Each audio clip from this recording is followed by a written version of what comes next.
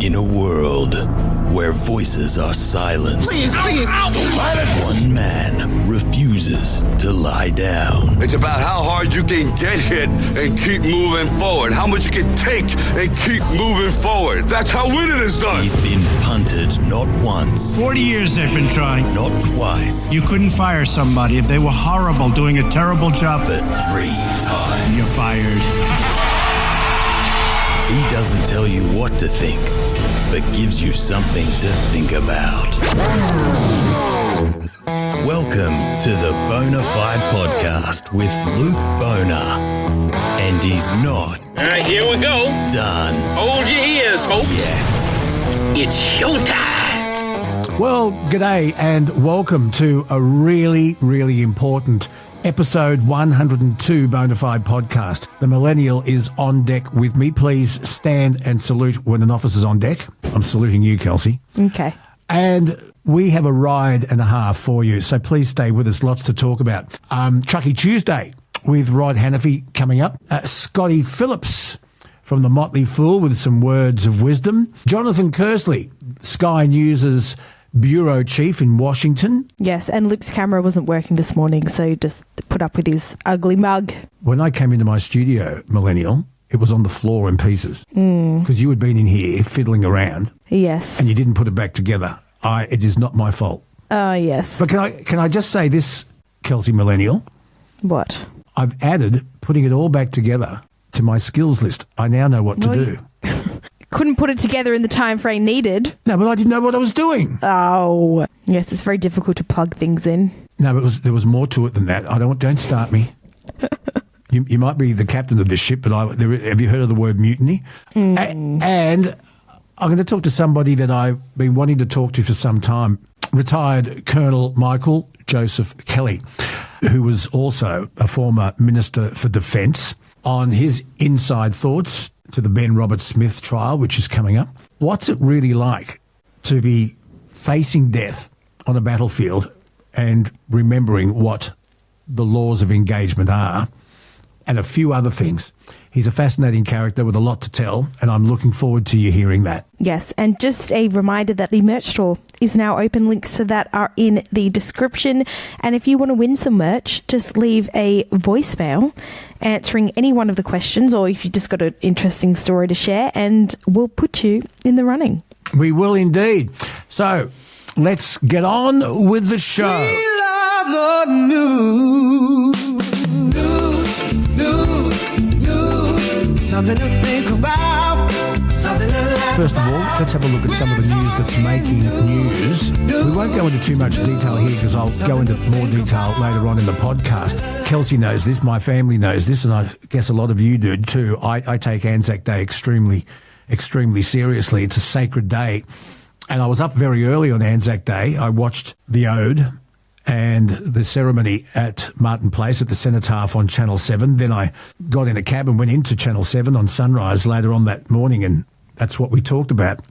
We talked about the booing, the protest, the vocal protest to an Aboriginal leader offering, yes, the welcome to country, but then honouring Indigenous soldiers who had given their lives for this country during periods of conflict.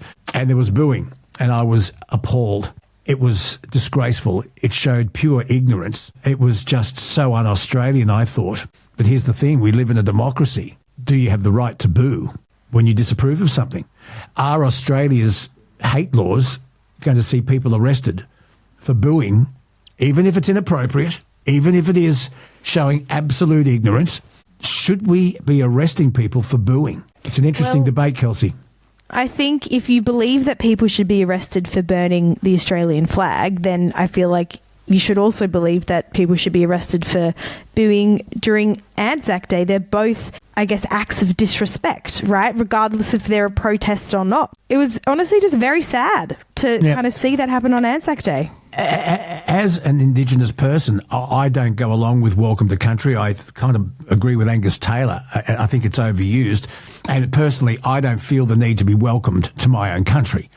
And that's my point of view. But booing during such a solemn moment, during an Anzac Day memorial at the Cenotaph, I find un-Australian and abhorrent.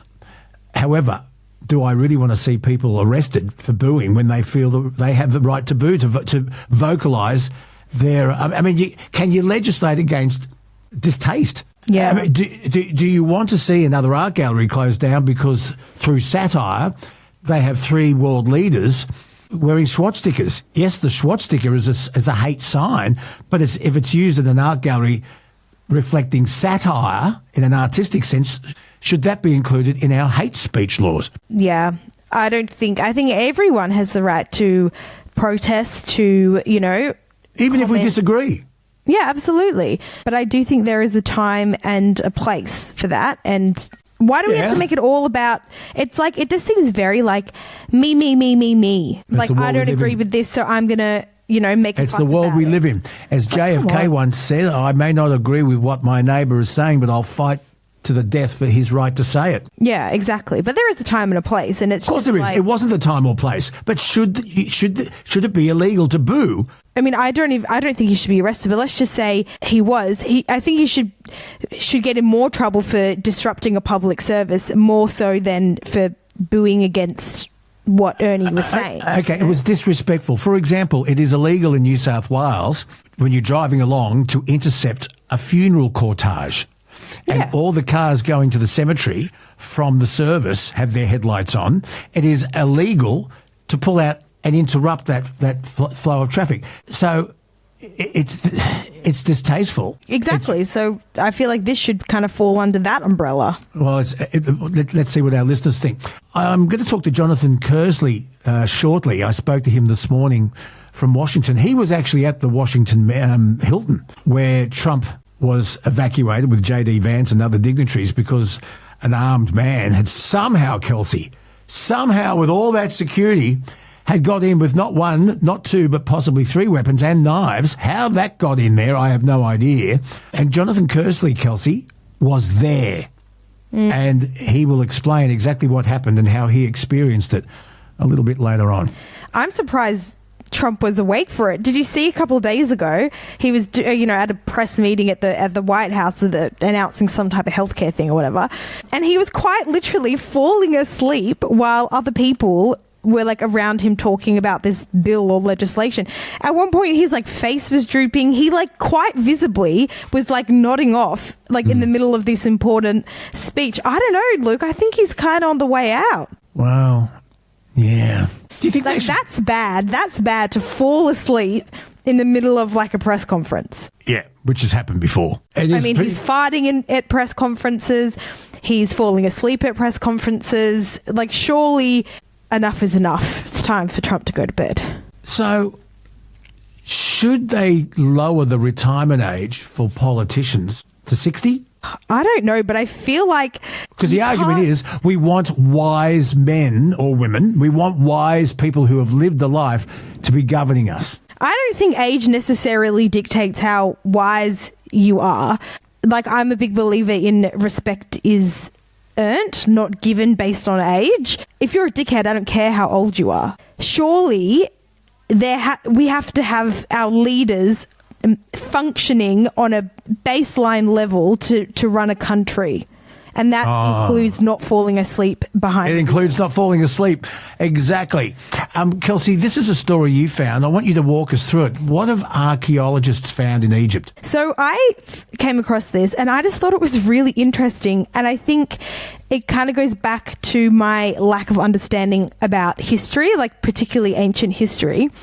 They found in a 1,600-year-old Egyptian, they found in his guts, because they also found this out, when you mummify somebody, you have to take out all of their innards and then dry it up, and that's how they get mummified. They found on the inside of this mummy's guts a page from the Iliad. Yeah, by Homer. The Iliad? Yeah, by Homer. Yeah, and the Trojan War and all of that. Yep.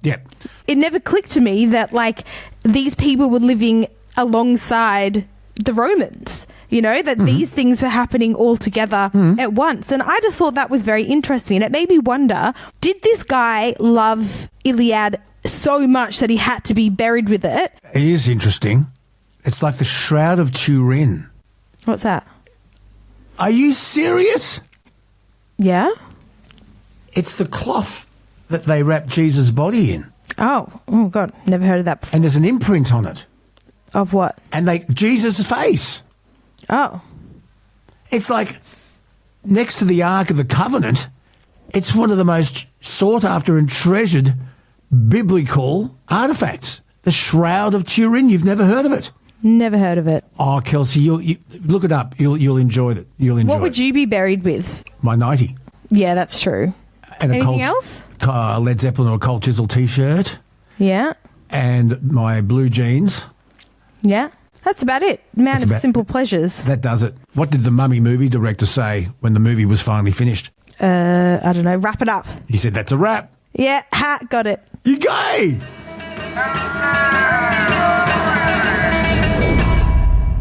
All right, so we got a message from Anaru. Last episode, we asked if anyone had gone through the citizenship test before. Yeah. And this is what Anaru said.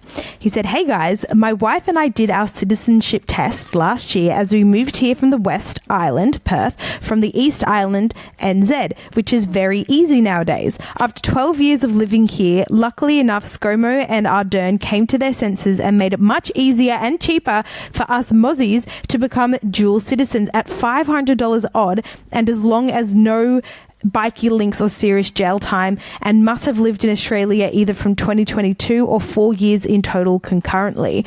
The day of the citizenship exam, it was full of Indian nationals which also have taken this route from NZ and personally feel they flew through the computer test very easily. I found some of the questions challenging, but I did do some study before, but I got questions on politics which I don't know and couldn't give a rat's ass. So there you go. That's a little insight into the citizenship test. There are some interesting stories out there. So what should be the test, in air commas, can people see that you have to pass in order to be allowed to live in Australia? What? No. What? Write to us, lukebonerradioguy@gmail.com, or leave a voice message. What would your test be? Give us your 5 questions. You have to, no. You have to have a spoonful of Vegemite without, like, wincing. Okay, I've got You have one. to do a shoey. You have to do a shoey. Or... and maybe everyone has to play like Goon of Fortune. Oh, Jesus. The winner of Goon of Fortune goes through to the next round. Well, I tell you what, we'll discuss it on Next Man Cave. Okay, I got one for you. Yeah. Finish this sentence. Yeah. Am I ever going to see your face again? That's the sentence. See, folks, I'm dealing with a millennial. Oh, no way, get lost, fuck off. Isn't that it? The Angels, yes. Well done. Am I ever gonna see your face again? No way, get off. Yeah. What about this, Luke? Hey, hey, baby. Yeah, what? Do you not know that one? I know it, but I don't know the words. Ooh, ah. It's classic. It's classic. Everyone at festivals sings it when they're walking back to the campsite. I left my heart to the sappers. Down in dun. Dun, dun, See what dun, I'm dun, dealing dun, with? dun, dun. I'm on a egg down of Sydney. That one. Almost gone. That's it, right? K-San. Yeah. Yeah. Don't know if I'd let you in the country yet. Yeah. Look, we got sent a video of a very noisy dishwasher.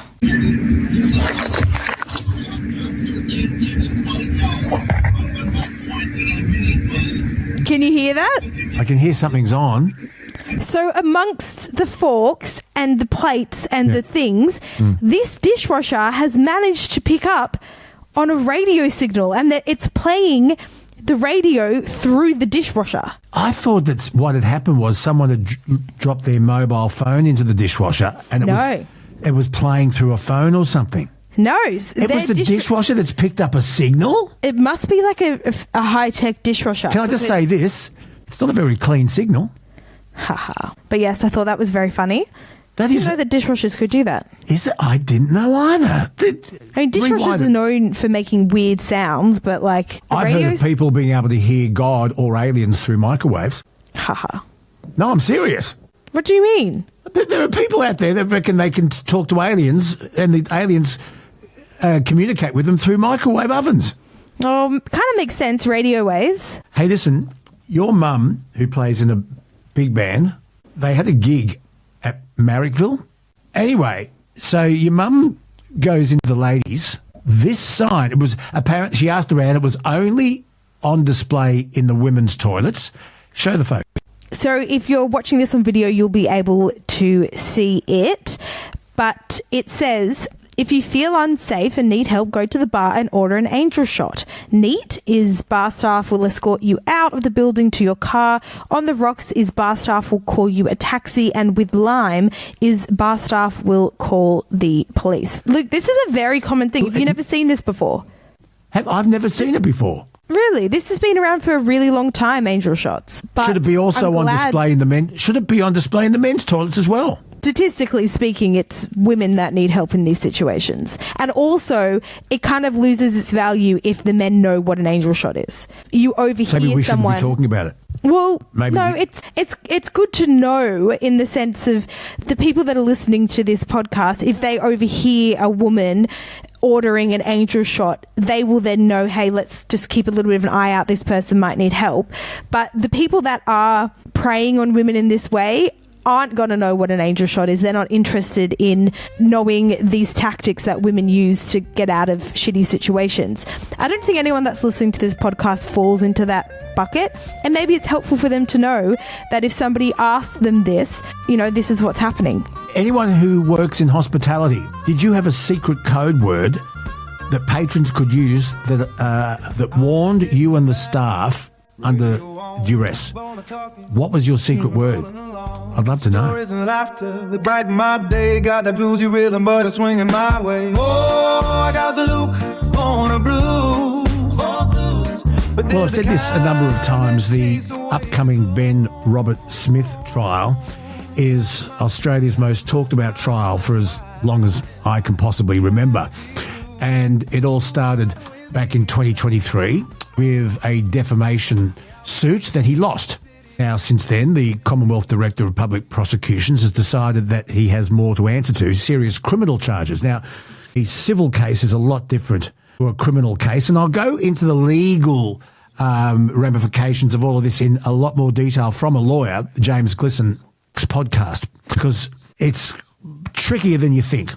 But most of us are really unclear as to the grey line between what is considered proper action and improper action on the battlefield that most of us have never seen. It's confusing. There's a lot of emotion out there, and I can't even begin in the wake of Anzac Day. I can't imagine what it's like to put your life on the line and be looking out for an enemy. A lot of cases, an enemy that doesn't wear a uniform. You're also looking after your comrades, your brothers and sisters on that battlefield. It must be just hell. I have no idea. I can't even begin to judge. Something else I wanted to think about. A world leader, particularly a leader of an ally like the United States, says to a country like Australia, we want your help. We want ships, we want aeroplanes, we want helicopters, we want boots on the ground. Involving Australia in a conflict that's highly complicated. What channels does that go through? How does that approach happen? And to me, that's very, very confusing. Donald Trump has come out and said that he's disappointed with NATO allies. He mentioned Australia, Japan, Korea, and a few others, saying that we're not helping. Well, none of us are privy to how that help is asked for and what the procedure is. There's a lot I want to talk to my next guest about. He's a fascinating character that I've been wanting to talk to for a long time. Colonel Michael Joseph Kelly, who was elected to the House of Representatives for the division of Eden-Monaro back in the 2007 election. And he was appointed as Parliamentary Secretary for Defence Support. But, he's held a number of interesting portfolios, but this man is an ex-member of the ADF. And he knows more about this than you could hope to imagine, and he joins us for the first time, hopefully not the last time, here on the Bonafide Podcast. Colonel Michael Joseph Kelly AM, welcome to Bonafide. Hey Luke, how you doing? I'm very, very well. Pleasure to meet you, sir. To talk to you, mate. I love your work. Oh, well, that's a massive rap. I appreciate that. The thing that is on everyone's lips, every water cooler, every coffee machine, every email, every Facebook, everyone who has anything to do with the internet is talking about the Ben Robert Smith criminal trial. And who knows when that will actually get to court. Could be many, many years. A lot of people are saying it shouldn't even be in court. A lot of people are very confused between what is a court-martial or a military court and what is a criminal court. Ben Roberts-Smith is a civilian. He is no longer a member of the ADF. However, of all our members of the ADF, past members, he is probably, he's without a doubt the most decorated, but the most talked about at the moment. And there's a lot of confusion going on. As I said in my introduction, I have no idea what it's like to face an enemy that's wanting you dead, an enemy that is often not wearing a uniform. And plenty of our soldiers faced that in Vietnam. And we saw an Australian soldier court-martialed and shot dead in Harry Breaker Morant in the Boer War. These charges are not necessarily new, but they're very emotive at the moment because we're talking about Australia's highest decorated soldier in Ben Roberts-Smith. So having said all that, Mike Kelly, what are your thoughts on all of this? And just remember the sub judice laws apply. We can't, talk about guilt or innocence. But for someone like you who has served in the ADF, how does this all strike you? Because it all became very high profile in the lead up to a day that is supposed to galvanise us, and that's Anzac Day, and it divided a lot of Australians. So I'll stop talking. Sir, I'd love to know your thoughts. Look, you've unpacked a lot of the complex background to this sort of situation, and it is very challenging, emotionally challenging for Australians, but particularly for those who are currently serving and those who have served. Every generation of my family has served in the Australian Army, and I've always felt like, we were being passed this sacred duty with the protection of the slouch hat and its reputation. Any slurs or stains on that slouch hat, really grieve us all. But, the one thing to highlight and to emphasise, as you've sort of said, is that effectively we've all got to be real careful to make sure that this is a fair trial. And so we can't, judge any of the factual aspects of this, but to put it in context, as you were talking about, counterinsurgency, which was the main area of my sort of expertise and experience, has been a bit of a common feature of a lot of Australian service. Since World War II and Korea, we've really been mainly immersed in that kind of environment. And so when I was in Somalia, a similar situation, you didn't have a uniformed enemy. They'd blend in, melt in and out of the general community. So you had to do a hell of a lot of spade work to work out and sift through who the bad guys were, effectively, to put it simply. And you need a lot of help from locals and build a relationship with the locals to do that. So anything that threatens that through making bad decisions in targeting and mistakes, can have implications, but it's so difficult. And, even in Iraq, we had the maneuver phase against an organised Iraqi forces, but it very quickly morphed into a similar counterinsurgency environment, and Afghanistan was all about that. So really tough choices to be made, really difficult circumstances of working out who the bad guys are, and amongst all of that. Yeah, so the very challenging. The thing, and I'll talk to James Glisson about this, who's really gone into a deep depth of research and all of this. I, for the life of me, cannot work out how he's going to find an untainted jury for this case, because it has been so well publicised from his defamation case in 2023, where a judge concluded that he acted against the laws of war, behaved as a bully and a liar, quote. He lost that defamation case. Possibly in retrospect, he shouldn't have gone down that path. Bruce Lerman certainly found that a defamation case isn't a gold-plated guarantee of success. However, he felt that he was defamed by newspapers and one journalist in particular. And so he said, well, no, what he said is wrong and I'm going to challenge this. And it was a judgment. A criminal case is going to be held by 12 jury who have probably never seen service. There's no way in the world a jury man or woman is going to be allowed on that jury if they have seen service. I can't see that happening. So it'll be by civilians who have really no idea what's going on, but they will be looking at the law. Now, we have very, very clear laws about what is considered correct behaviour by our ADF. Not only are we governed by the Geneva Convention, but there are Commonwealth statutory laws in place here. The thing that most of us don't understand is what is that grey area? What is the difference between doing what you've got to do to defeat an enemy and protect your fellow servicemen and what is against the Geneva Convention and the Australian Commonwealth statutory law? Yep. And that's what he's going to be judged on in a criminal case if it gets to court. As I say, I don't know how they're going to find a jury that doesn't already have an opinion. Yeah, you're absolutely right. It's a cautionary tale about defamation actions, and it's definitely one to take note of, especially since they've made changes to how that operates. But yeah, you're right. I mean, look, the war crimes side of this is enshrined in, the Australian Criminal Code takes on board all of the laws of armed conflict stuff that have been set out now, and particularly in relation to the Rome Statute for the International Criminal Court.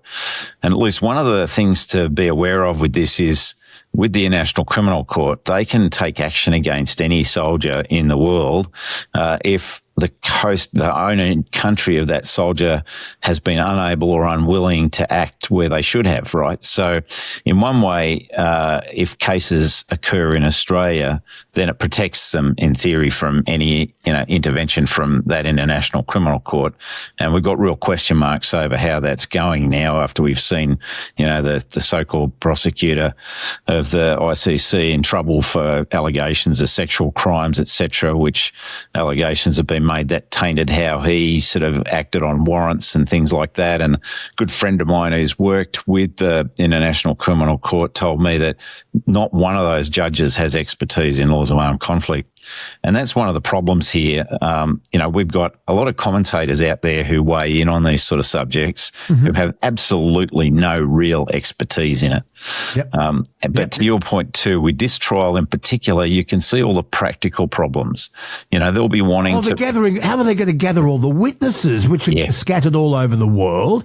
Yep. And how do you present as a prosecution the truth in order for Ben Roberts-Smith to defend it? It's a mess. Yeah, well, you can imagine trying to get hold of an Afghan witness and then, trying to get the proper background for that witness so that their validity, their reliability can be tested. And then, what sort of directions the judge is going to have to make and assess the reliability of these witnesses. To instruct the jury correctly on law. Yep. Absolutely. It's going to be really tough for a jury to make estimates about the validity of testimony. But it is important to point out too that there were trooper members of the deployment that came forward with statements as well. So those will have to be evaluated. And, a lot of stuff happens in the heat of combat and actual operations too. So all of that will be an overlay. So all of it will have to be sifted through, and it will be really challenging. Okay, and I'll discuss this in more detail with James Glisson, but here in Australia we have the presumption of innocence.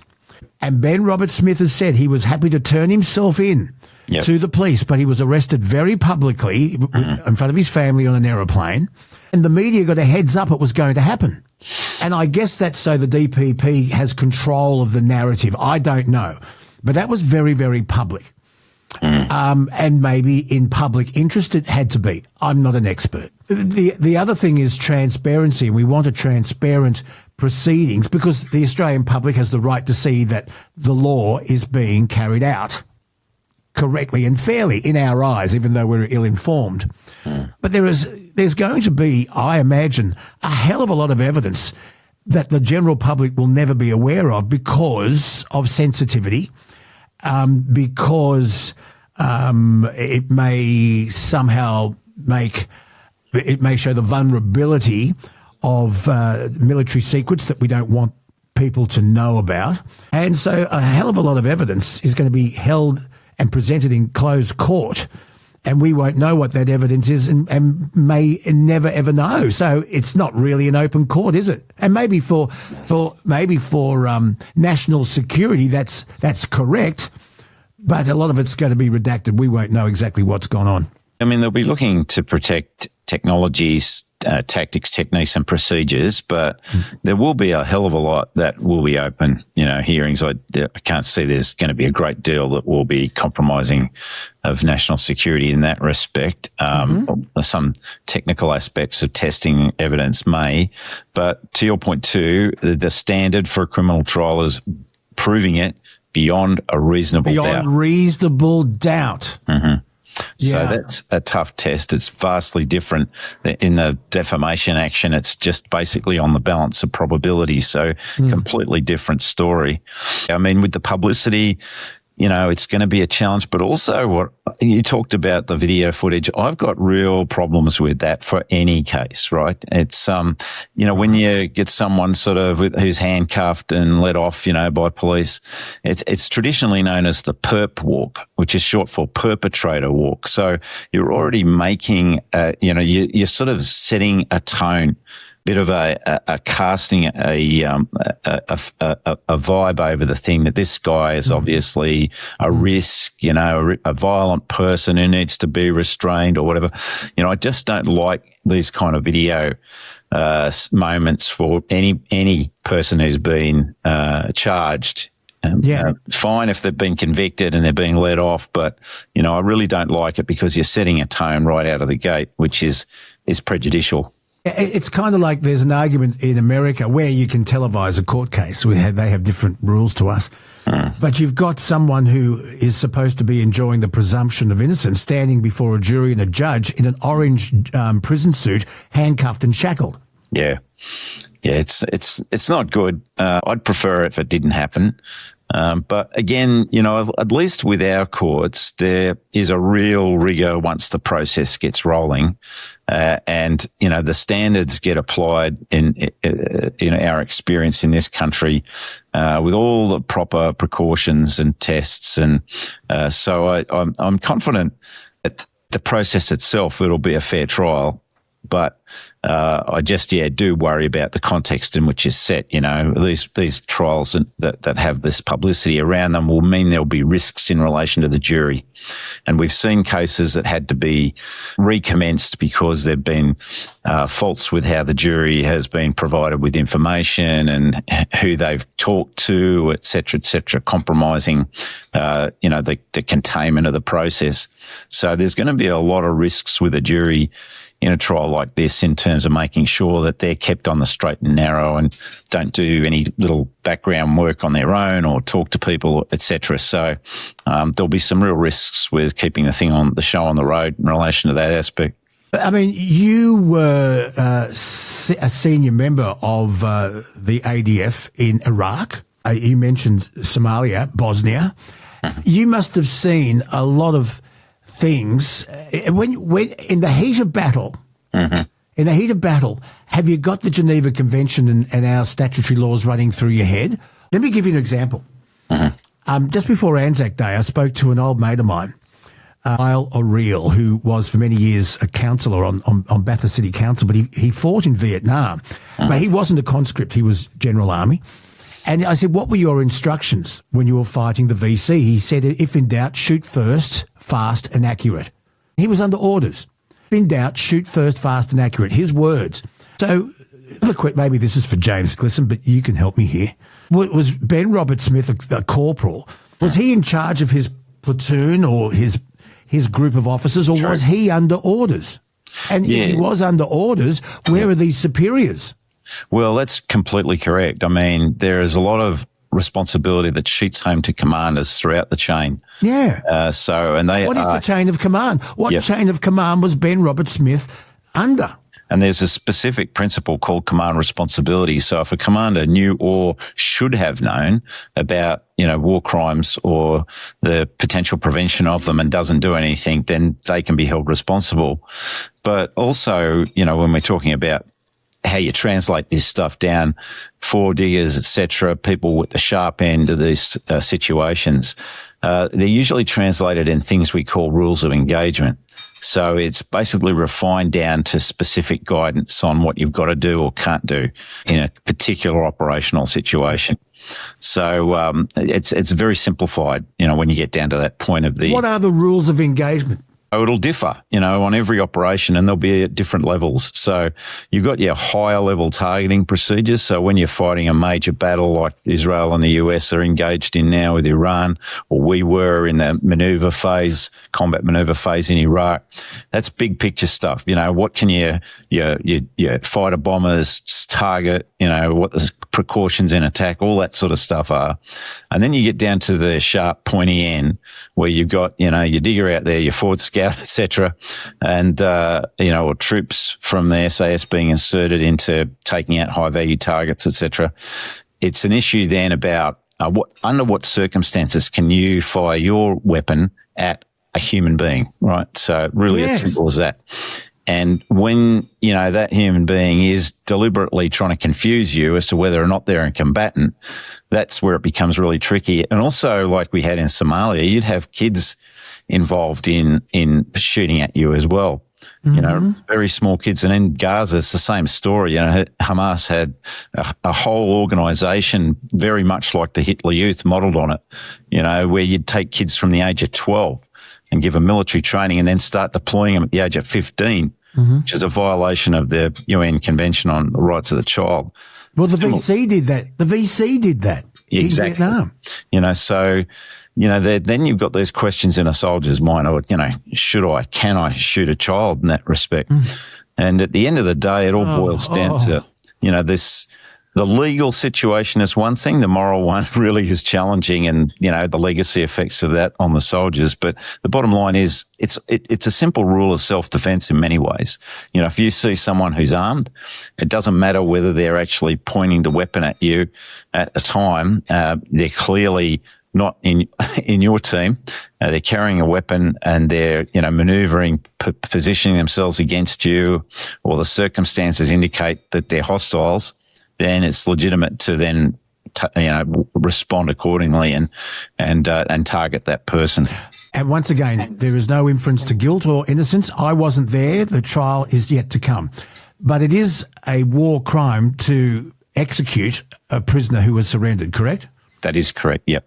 Tell you an interesting story. You would know this. I'm talking to you, former Minister for Defence. I'm telling you this story, but I found it fascinating because I love reading about this stuff. The day after, it was the day that Dachau was liberated, and Patton arrives the next day. What had happened was when the American soldiers first went into Dachau and they saw what had happened in this hell, this concentration camp. Yep.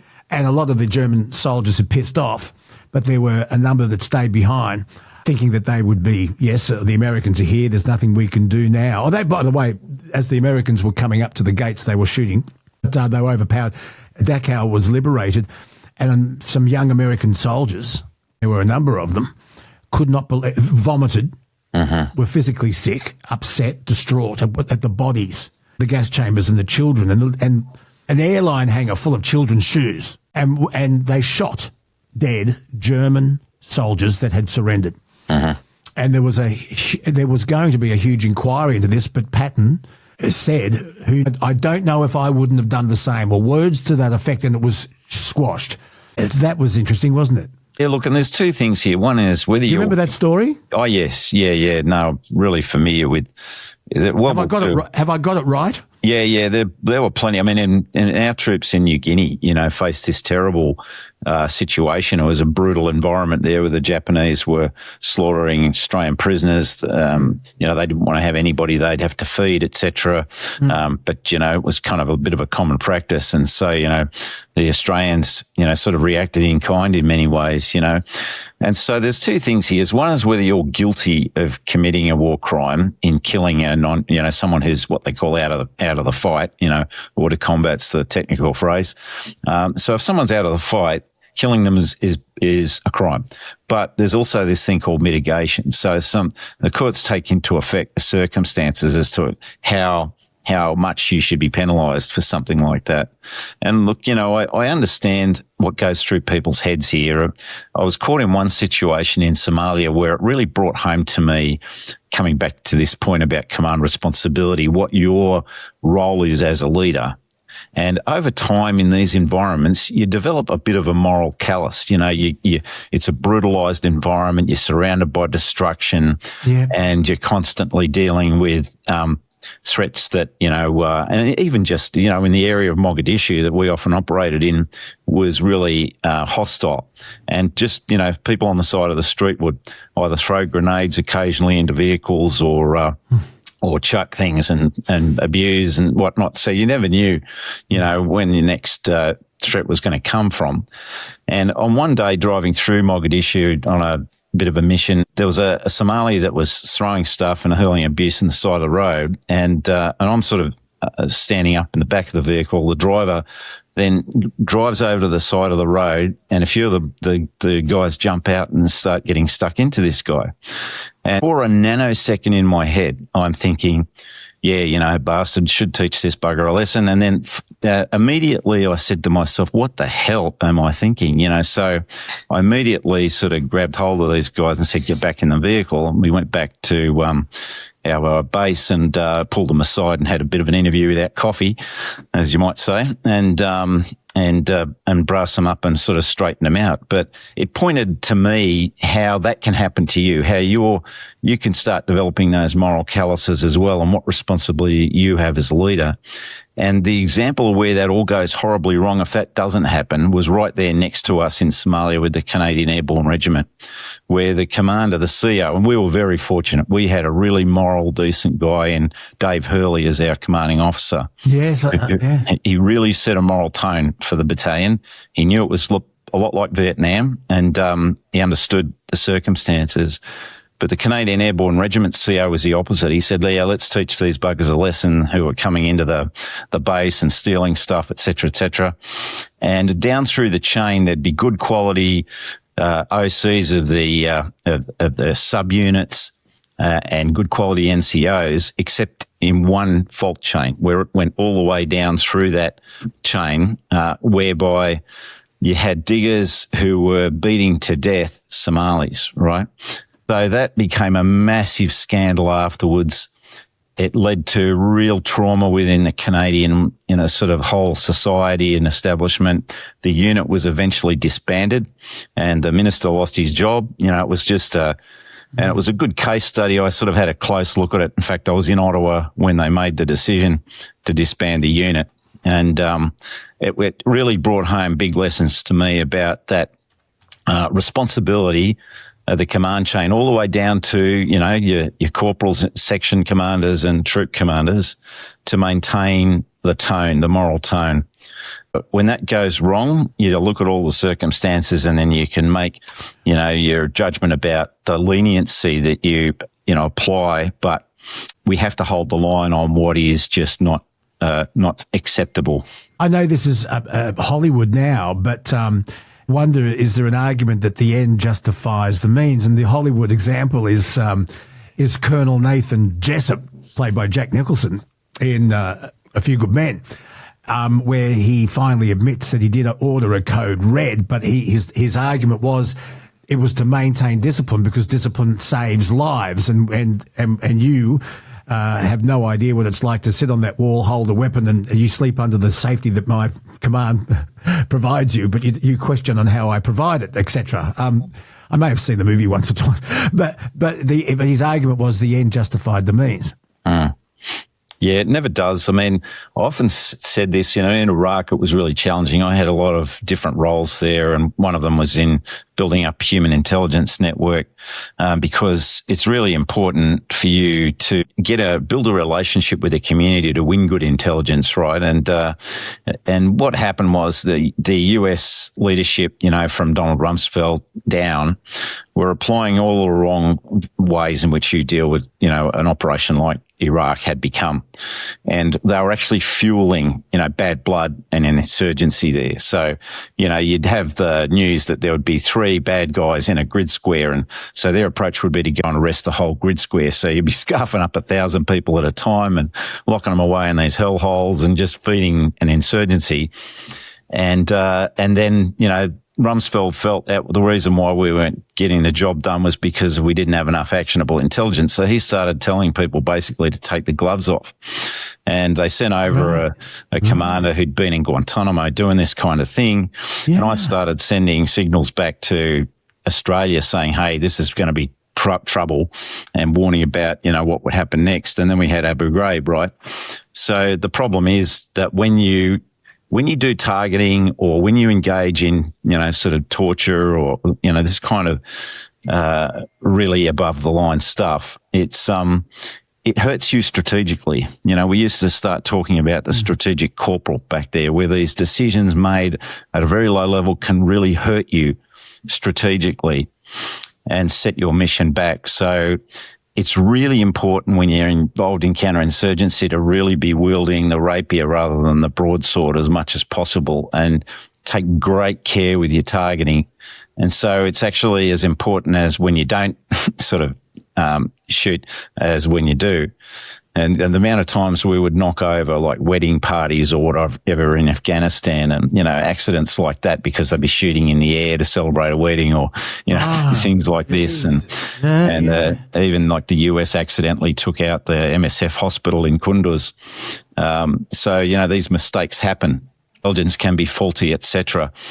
So, but every time, and so what often we do in those environments, we do tighter restrictions than what the laws of armed conflict actually permit, right? Just because for that reason. It's very different from, say, the situation that Israel faced in Gaza, where you had this massive World War II scale battle and, got every inch of that place being militarized and made as designed as a death trap for the IDF. So in that situation, you're going to get World War II scale damage and collateral damage and civilian casualties. That's a different story. In counterinsurgency, it's the rapier rather than the broadsword. It's what you need. I can't believe how well. I mean, I thought it made very good sense to have an ex-serviceman and as highly ranked as you were and as experienced as you were as Minister for Defence. Can I just say this? I'm an ambassador for a charity called Wounded Heroes, and we raise money for ADF personnel who have come back from places like Somalia, Iraq, East Timor, Afghanistan, who have come back and they're not right between the ears. And we just find basic accommodation, money for groceries and things like that. I've spoken to many of the clients who we've helped.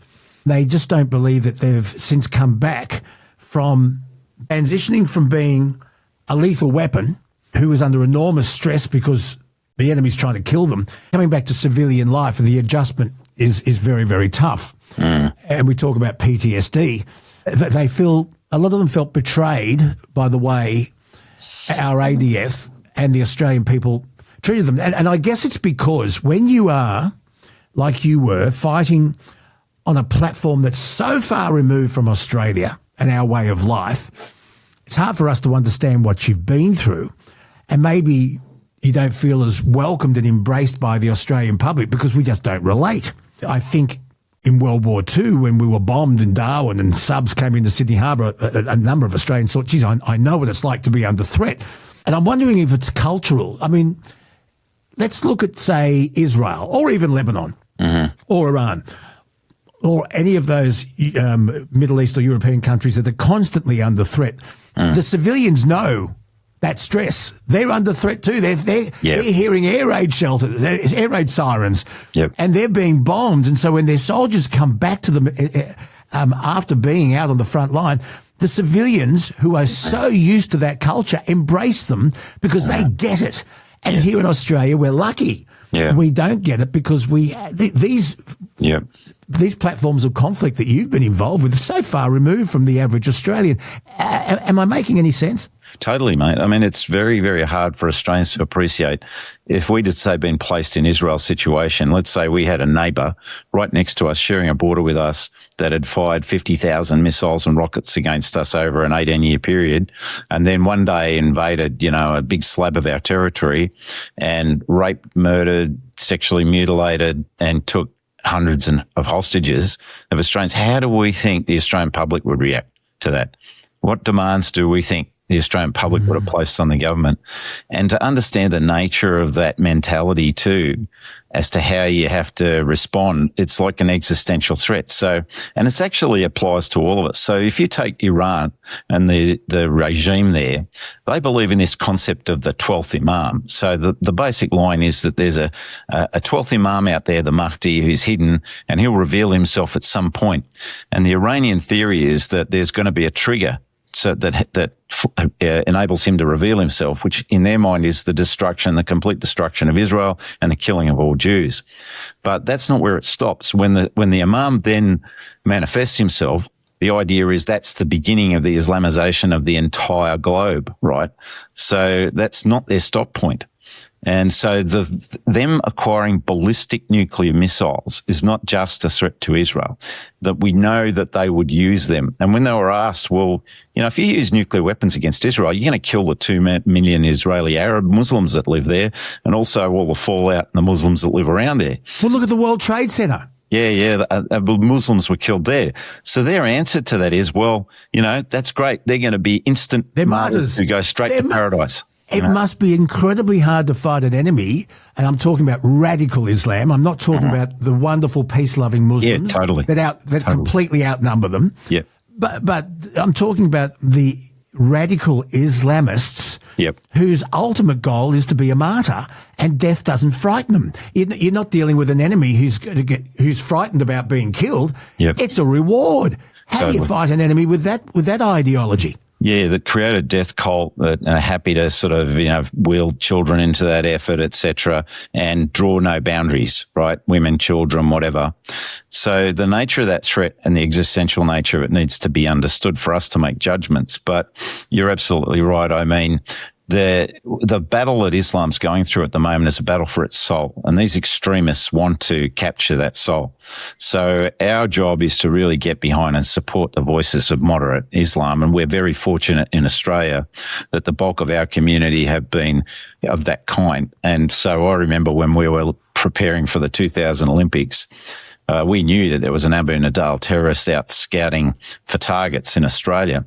And we knew all of that person's movements and all about him because the Muslim community told us. And David Irvine, the former head of ASIO, came out clearly and said, look, the Muslim community of Australia is our front line of defence. And that is the truth of it. We have to continually engage and work on interfaith dialogue, etc., and encourage the voices of moderate Islam. It's these extremists that there can be no bargaining with. There's, if they're threatening to destroy you, you've got only one option. Because their ultimate goal is martyrdom. And you look at the moderate Muslims, and you think immediately of Ahmed al-Ahmed, the Bondi hero. Yeah. What a wonderful, wonderful human, and what a wonderful example of how moderate Muslims really are. Yeah, that was a wonderful illustration of possibility in my mind. This is the sort of Australia that we want, where people will put their life on the line for people that and they're not directly connected with and do the right thing. And that's what's possible. So it means we can achieve this, so we need to work on it though. There's a lot of work that needs to be done in our education system, because the problem we face now, Luke, that I'm really wrapped around the axle about, I've been tracking it for a long time. And when I was on the Parliamentary Joint Committee on Intelligence and Security, I used to rail about this because we weren't taking it seriously. But it's the information warfare that's going on through social media, etc. now. Very intentional, highly technically amplified, all emanating from Russia, Iran, China and North Korea as their way of undermining liberal democracy and their potential opponents. And just to give you an idea of how effective that's been, the VDEM Institute at Gothenburg University in Sweden, who've been studying democracies for decades, in their last report highlighted that we've gone from 10% of the world's population living under autocracies in the last 10 years to now, where as we sit here today, it's 71% of the world's population living under autocracies. So there's only 13% of us left living in liberal democracies. So this is working. We have to fight back seriously in our schools, in our education system, inoculating our kids against the processes of othering and how they divide our communities, and giving them critical thought skills and how they evaluate sources. That's so important to our future because they're corroding our youth at the moment.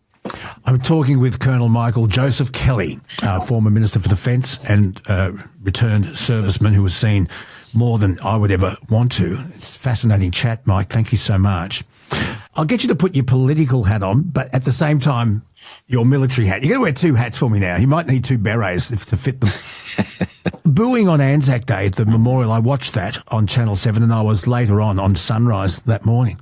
And I was horrified. Not at the disapproval of Welcome to Country, which I think is overdone, But the fact that you would choose such a sacred day to me, a sacred day to me, to show such disrespect and ignorance, I was absolutely appalled. Absolutely appalled. And my reaction still is, if you're not willing to pick up a weapon and put your life on the line and fight for your country, maybe knowing that you'll never come back to this country, if you're not prepared to do that, shut up. However, these new hate laws worry me, and this is why David Littleproud and the Nats had that second break in the coalition, because they didn't have enough time to look at these hate speech rules and have a good look at what was really under the bonnet.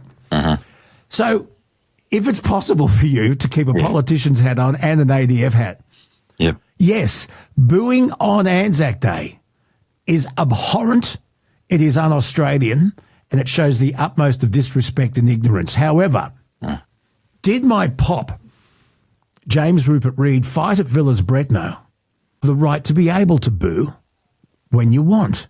Yeah, look, there's a couple of things there, and you're right. I mean, people sort of, they're always looking for laws to come up with answers to these things. And at the end of the day, it's actually not about that. It's about the quality of our society and how we build that.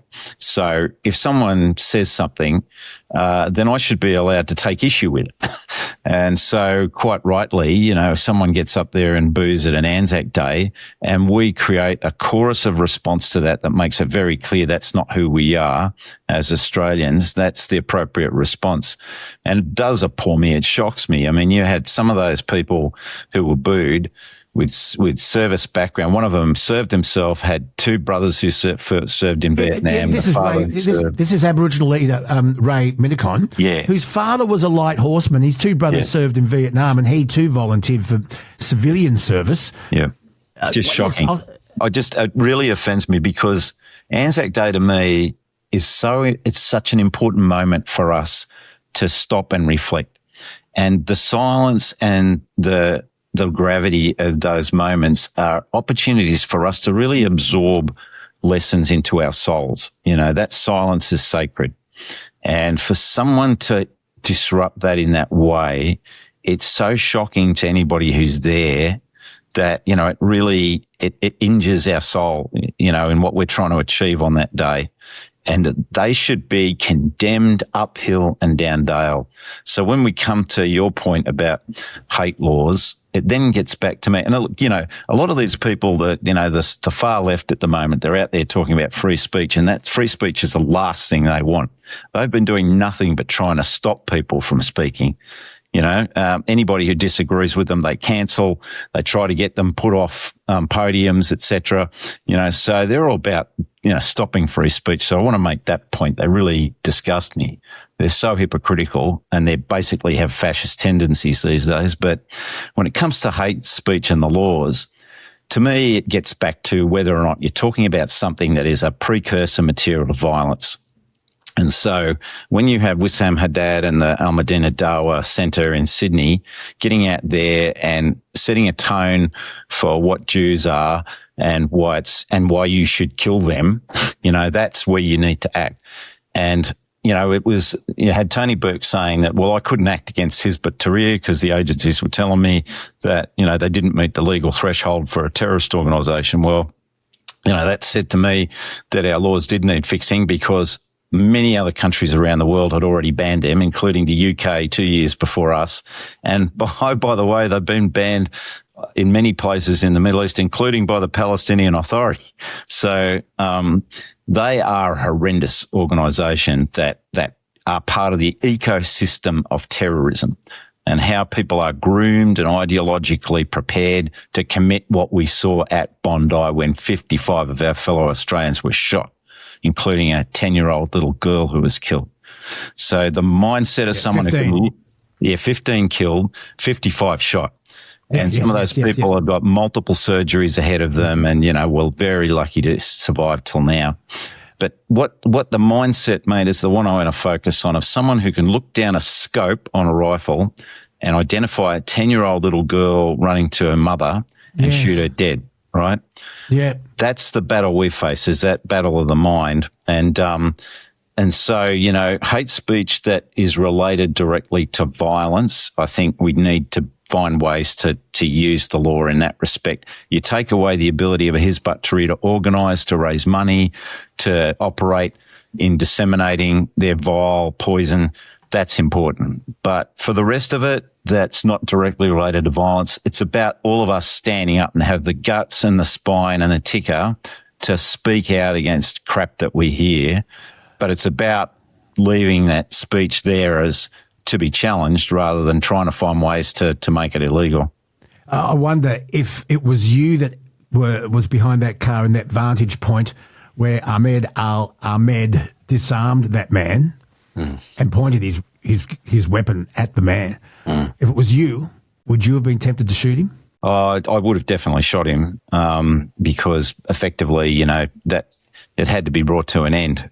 Carnage was self-defense was loud and clear in that incident. And Reuven Morrison, who eventually did pick up that weapon and was firing back, and he was shot 11 times, I believe, before he died.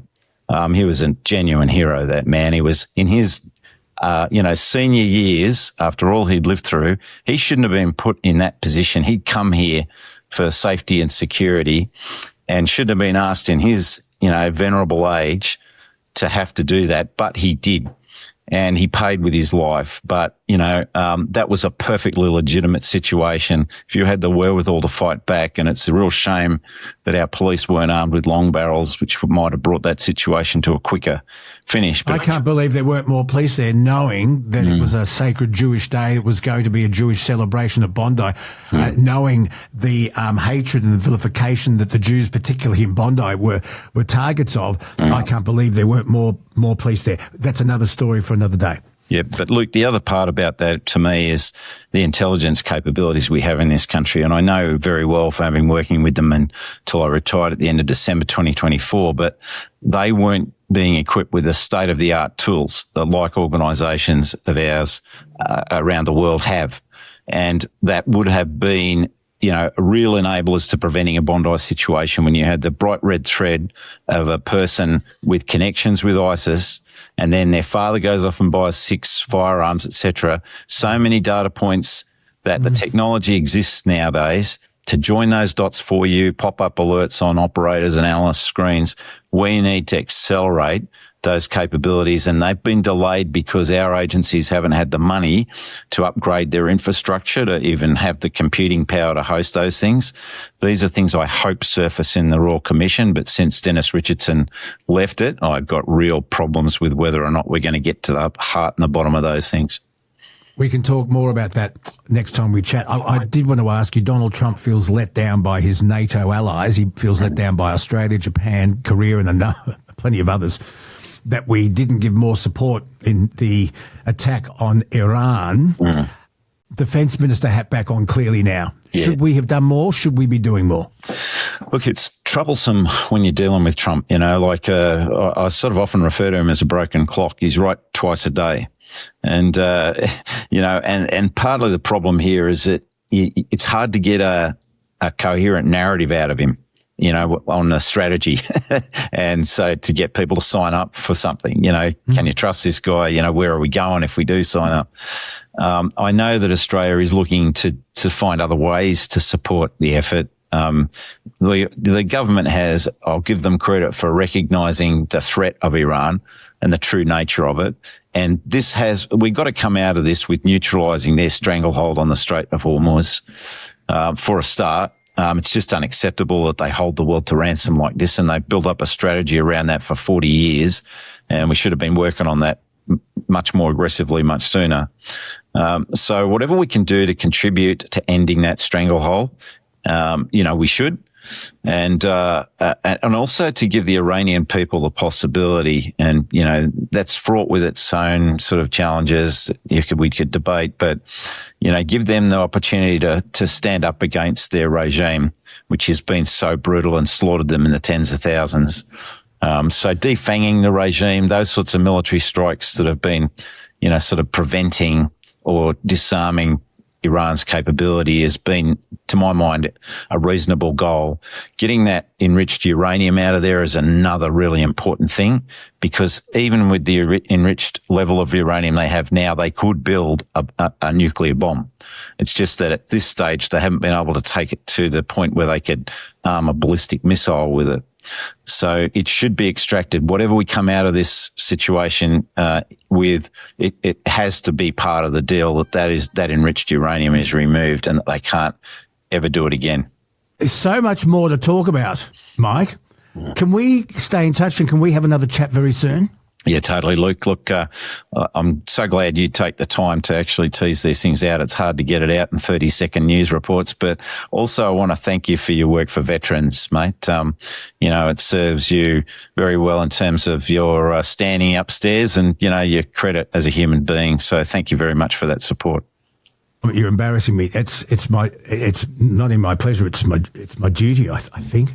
I really do. The men and women that have laid down their lives so that we have the right to boo and the right to burn flags if that's what you want to do. I mean, I think people forget it. And that's what Anzac Day is about. It's about remembering. It's not glorifying war. It's remembering why we're so lucky. I mean, we won the lottery. Yeah. If you're living in Australia or you were born in Australia, you have won life's lottery. Yeah. Anyway, can we stay in touch, because there's a lot more I want to talk to you about. It's been a pleasure. Thanks, Luke. Good on you, mate. Thanks for your work. Colonel Michael Joseph Kelly, retired, and former Minister for Defence. And here on the Bonafide Podcast, we will stay in touch because there's a lot more to talk about that involves all of us.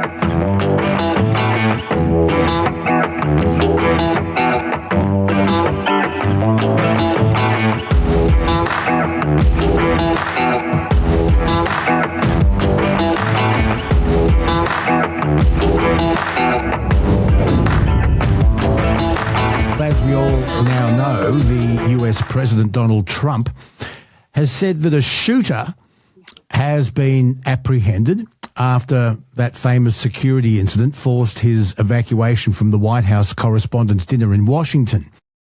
A man armed with multiple weapons has been charged.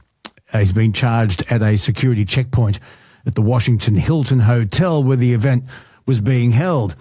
A suspected 31-year-old has been arrested. To tell us more is Jonathan Kearsley, who is the Sky News Washington Bureau Chief, who was actually there when it all happened. Jonathan, welcome back. Good to speak with you and your listeners as always, Luke. Well, take us right through this. What has happened? Quite simply extraordinary scenes that unfolded inside the Washington Hilton Hotel last night. I'd arrived there about 6 o'clock or so in the evening. It was a couple of hours before the event. We made our way inside the room, passing through the security on the way in. Getting in, it was a matter of showing your ticket, passing a group of protesters who were outside the hotel. And then once we got through there, it was essentially airport-style security scanners, handing over phones, wallets, keys and the like, and then just walking straight through a metal detector. From there, it was down a couple of flights of stairs or an escalator down to the actual ballroom itself. We got in there a little bit early and, you're seated around this event. There's, a couple of thousand people in there. The cabinet secretaries are in amongst the mix too. And then around about 8 o'clock or so was when the formalities really started. And we saw President Trump and the First Lady Melania arrive. The colours were presented, the national anthem was played, and then everybody sat down to essentially have the first course of the meal, awaiting President Trump's highly anticipated speech. It's the first time he'd been there as president in either his first or second term. And then a little bit after 8:30 in the evening, so not all that long into the event at all, I remember I was sitting at the table where I was, which was, if the president was to be looking in that direction, it would be to his left towards the back of the room, where I was, kind of near the doors, sort of just off to what would have been the president's left, but just centre of that. And clearly remember it, very, very clearly. You heard the shots ring out. It was a boom followed by boom, boom, boom, boom. I stood up. from the table. I'd been in conversation with the person next to me. I stood up to have a look where it was coming from. It clearly sounded like it was coming from the doorway or just outside that direction. So I stood up and had a look, and within seconds, we had Secret Service who were running straight down the middle of the room. We had a couple of them actually moving sort of in our direction, and they just screamed at us, "Get down, get down, get down." So everybody kind of dropped to the floor. And then, you know, his right-hand side, ushered away by the Secret Service. JD Vance had been removed too, and you had this striking image of these armed guards standing there with their big weapons, essentially looking out over the crowd.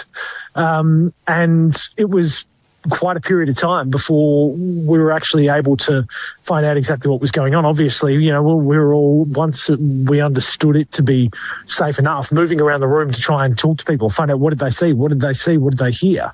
And, you know, I spoke with a security guard who was there who said he was at the doors. He heard the shots. He saw somebody on the ground. That was the apprehended gunman who was sort of just upstairs from the entrance to the doorway. Yep. So the suspected shooter didn't have line of sight to the president. And then, as I say, we were kept in there for probably an hour or so, maybe a little bit more. Secret Service was obviously going around the perimeter trying to make sure everything was safe. Essentially, we were told even if you go to the bathroom, for example, you wouldn't be let back in through the cordon. But I was standing I moved just outside the ballroom entrance itself. And it was an extraordinary scene. I saw as Pete Hegseth was grabbed by his Secret Service detail and essentially moved through the area. The same for Mark Wayne Mullen, who's the Homeland Security Secretary. He was taken straight through an entranceway upstairs. And we were sort of trying to talk to him to say, what do you know? What do you know? How is the president? And he just stopped to say that the president was okay. And then obviously, you know, the event was called off. And as we've all seen, President Trump returned to the White House to hold that press briefing. And we're learning more details today about the suspected gunman. What do we know about him? Cole Thomas Allen. Cole Thomas Allen, a 31-year-old from Torrance in Los Angeles. It's an area of Los Angeles. It's understood he travelled by train from Los Angeles to Chicago, then on to Washington, D.C., checked into the hotel at the venue itself the night before the event, the day before the event. And I think this was sort of part of the issue. Some of this manifesto of his has been released that points to what he views as sort of lax security in there. But this was, you know, a situation where he had essentially checked himself in. Now, there's going to be questions around where did he assemble the weapons, because he had a shotgun with him, he had handguns with him, he had knives with him. So, yes, it was a security scare. The Secret Service worked extraordinarily well. But there's going to be a lot of questions about how he got these weapons into the building themselves. And there have been obviously questions asked of the acting Attorney General, that is there any sort of evidence that he wasn't acting alone? Last night, President Trump gave a pretty clear indication that he was a lone wolf. In this manifesto, there's sort of details of anti-Trump, anti-Christianity writings, if you like. He identifies himself as a teacher. He is apologising throughout this more than 1,000-word rant, if you like, to various people in his life. But essentially has suggested throughout all of this he was going after President Trump and the Trump administration. And that's certainly the view. We've heard from White House Press Secretary Caroline Leavitt today, who essentially says that this was an assassination attempt on the president. Wind the clock back, look at 2024, Butler, Pennsylvania, where President Trump was shot. There was the near shooting at Palm Beach at his golf course. There was the Iranian regime plot to try and assassinate him, and now potentially this one as well. And obviously that's all being looked at. So Cole Allen has been charged. He faces 2 counts so far, largely relating to having the weapons and assaulting an officer. That may well relate to the Secret Service agent who was wounded last night. President Trump has spoken to that Secret Service agent today as I speak with you, and by all accounts he is okay. He was wearing a protection vest, but it's an extraordinary set of circumstances. I mean, President Trump last night asked by Fox News' Peter Doocy about why does he think this keeps happening to him? And we've heard President Trump say today, you know, he kind of sees this as a moment of unity now, and that he wants the event that was eventually postponed to go ahead again within a month. He's also reiterated his idea that, you know, this is why his ballroom needs to be built on the side of the White House where I'm speaking to you from today, that it would be more secure, it would be safer. drama, but it was an extraordinary set of circumstances last night, extraordinary scenes, as the president was ushered away to keep himself safe, and the vice president likewise. And now you've got this major investigation looking into the possibility there could be more charges laid against Cole Allen. But as I said, we were inside that room, and as we all left, the sort of 2,000 people or so evacuated, everybody was sort of trying to scratch their heads to work out how on earth could this have happened.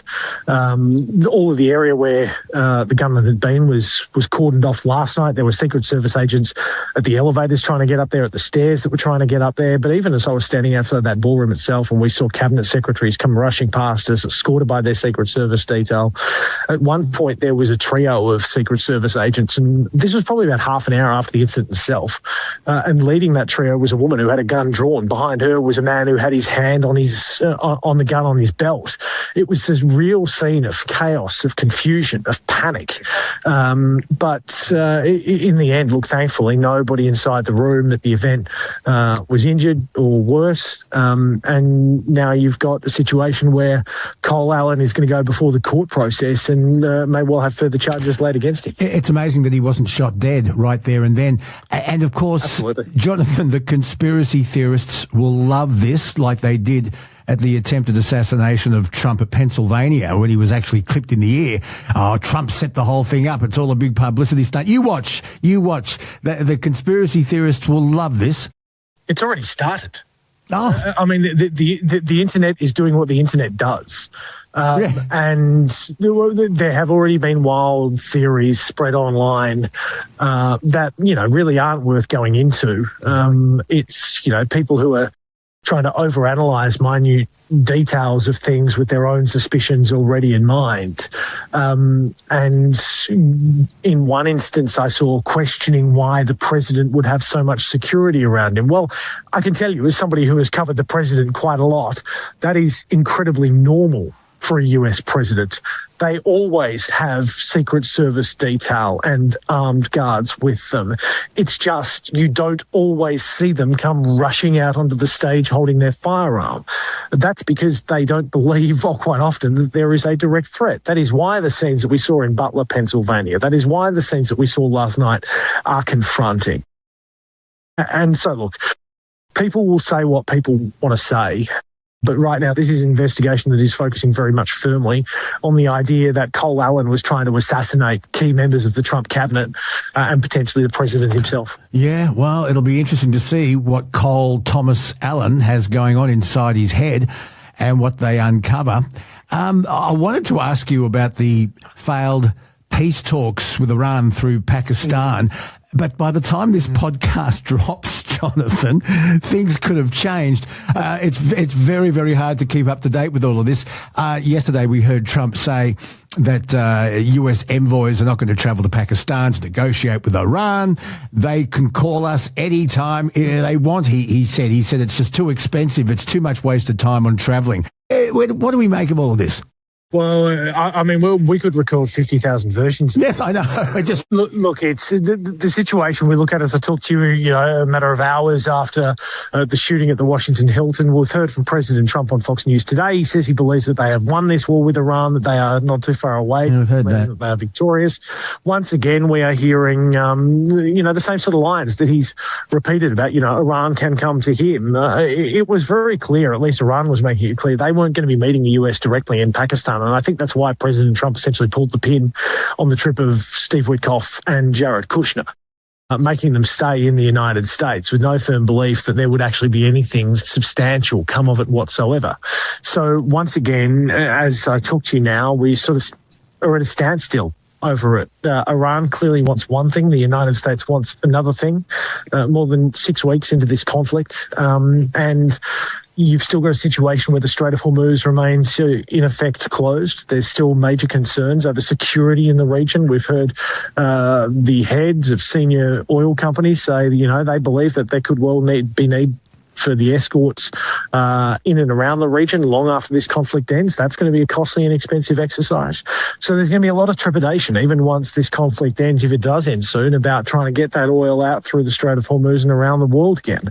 But one thing is abundantly clear, is that right now things between the United States and Iran don't really seem to be moving at a great pace when it comes to the negotiations. But look, watch this space. Things have changed a lot throughout the course of this conflict, and they could well do so again. I mean, you've got to look at the calendar this week too. President Trump is about to welcome in the King and the Queen to the United Kingdom. Those security ramifications have been checked in the wake of the shooting at the Washington Hilton.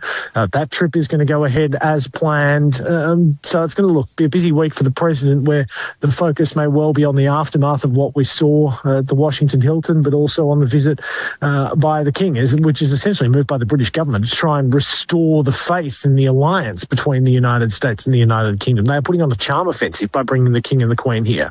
So let's see how that goes. But obviously Iran, it's going to be very much still a case of watch this space. Well, it's going to be fascinating to find out just how Cole Allen was able to get those weapons into the very event at the Washington Hilton. Having been through a number of jails as part of media, I have been, for example, the Lithgow jail, where there's X-ray machines, metal detectors, sniffer dogs, and yet contraband still gets into that jail. So where there's a will, there's a way. But God, you look at the security checks you went through. How did that guy get those weapons in? Well, again, if he's checked in the day before, that's how. Oh, yeah. Because, it may well have been that the area he went through didn't require them. He was a guest at the hotel. But look, these are questions that are going to all be answered in the investigation, but there's clearly concerns around how he got them in, how he managed to assemble them, if he had to assemble them there, and why essentially it wasn't picked up sooner. Well, I mean, we've all seen the security footage as he charges through the checkpoint. You can see the law enforcement officials sort of standing around. They think obviously everybody's inside the room. The event's about half an hour in. Things are looking pretty good from their end. And then all of a sudden, almost disaster. And they bring this guy to a stop pretty quickly. There's obviously a Secret Service agent who's been shot and who was injured. But there's going to be a lot of questions around security in the wake of all of this. I mean, even as we were leaving, there were huge throngs of people essentially all in one spot, all trying to get out. So, look, as with any investigation like this, there'll be a lot of questions and the answers will come. It may take some time.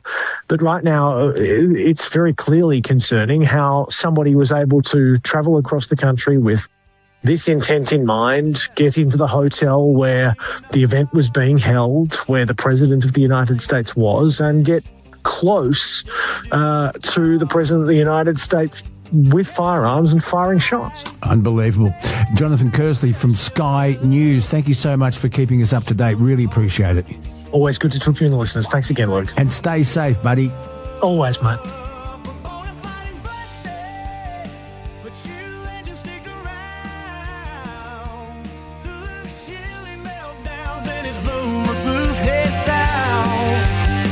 Well, it seems almost unthinkable.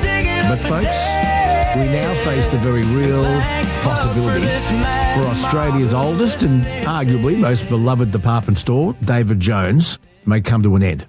After 188 years of retail, this cornerstone, iconic chain is now teetering on the brink of collapse. They faced a staggering $74 million loss in 2024-25, and we're waiting to see what the figures are this year. There are mounting debts. The aisles are so empty, it's like a ghost town. I took my darling Nikki there not so long ago to buy a special outfit for her because we were going to a wedding, and we couldn't find anyone to service. I will say this as well.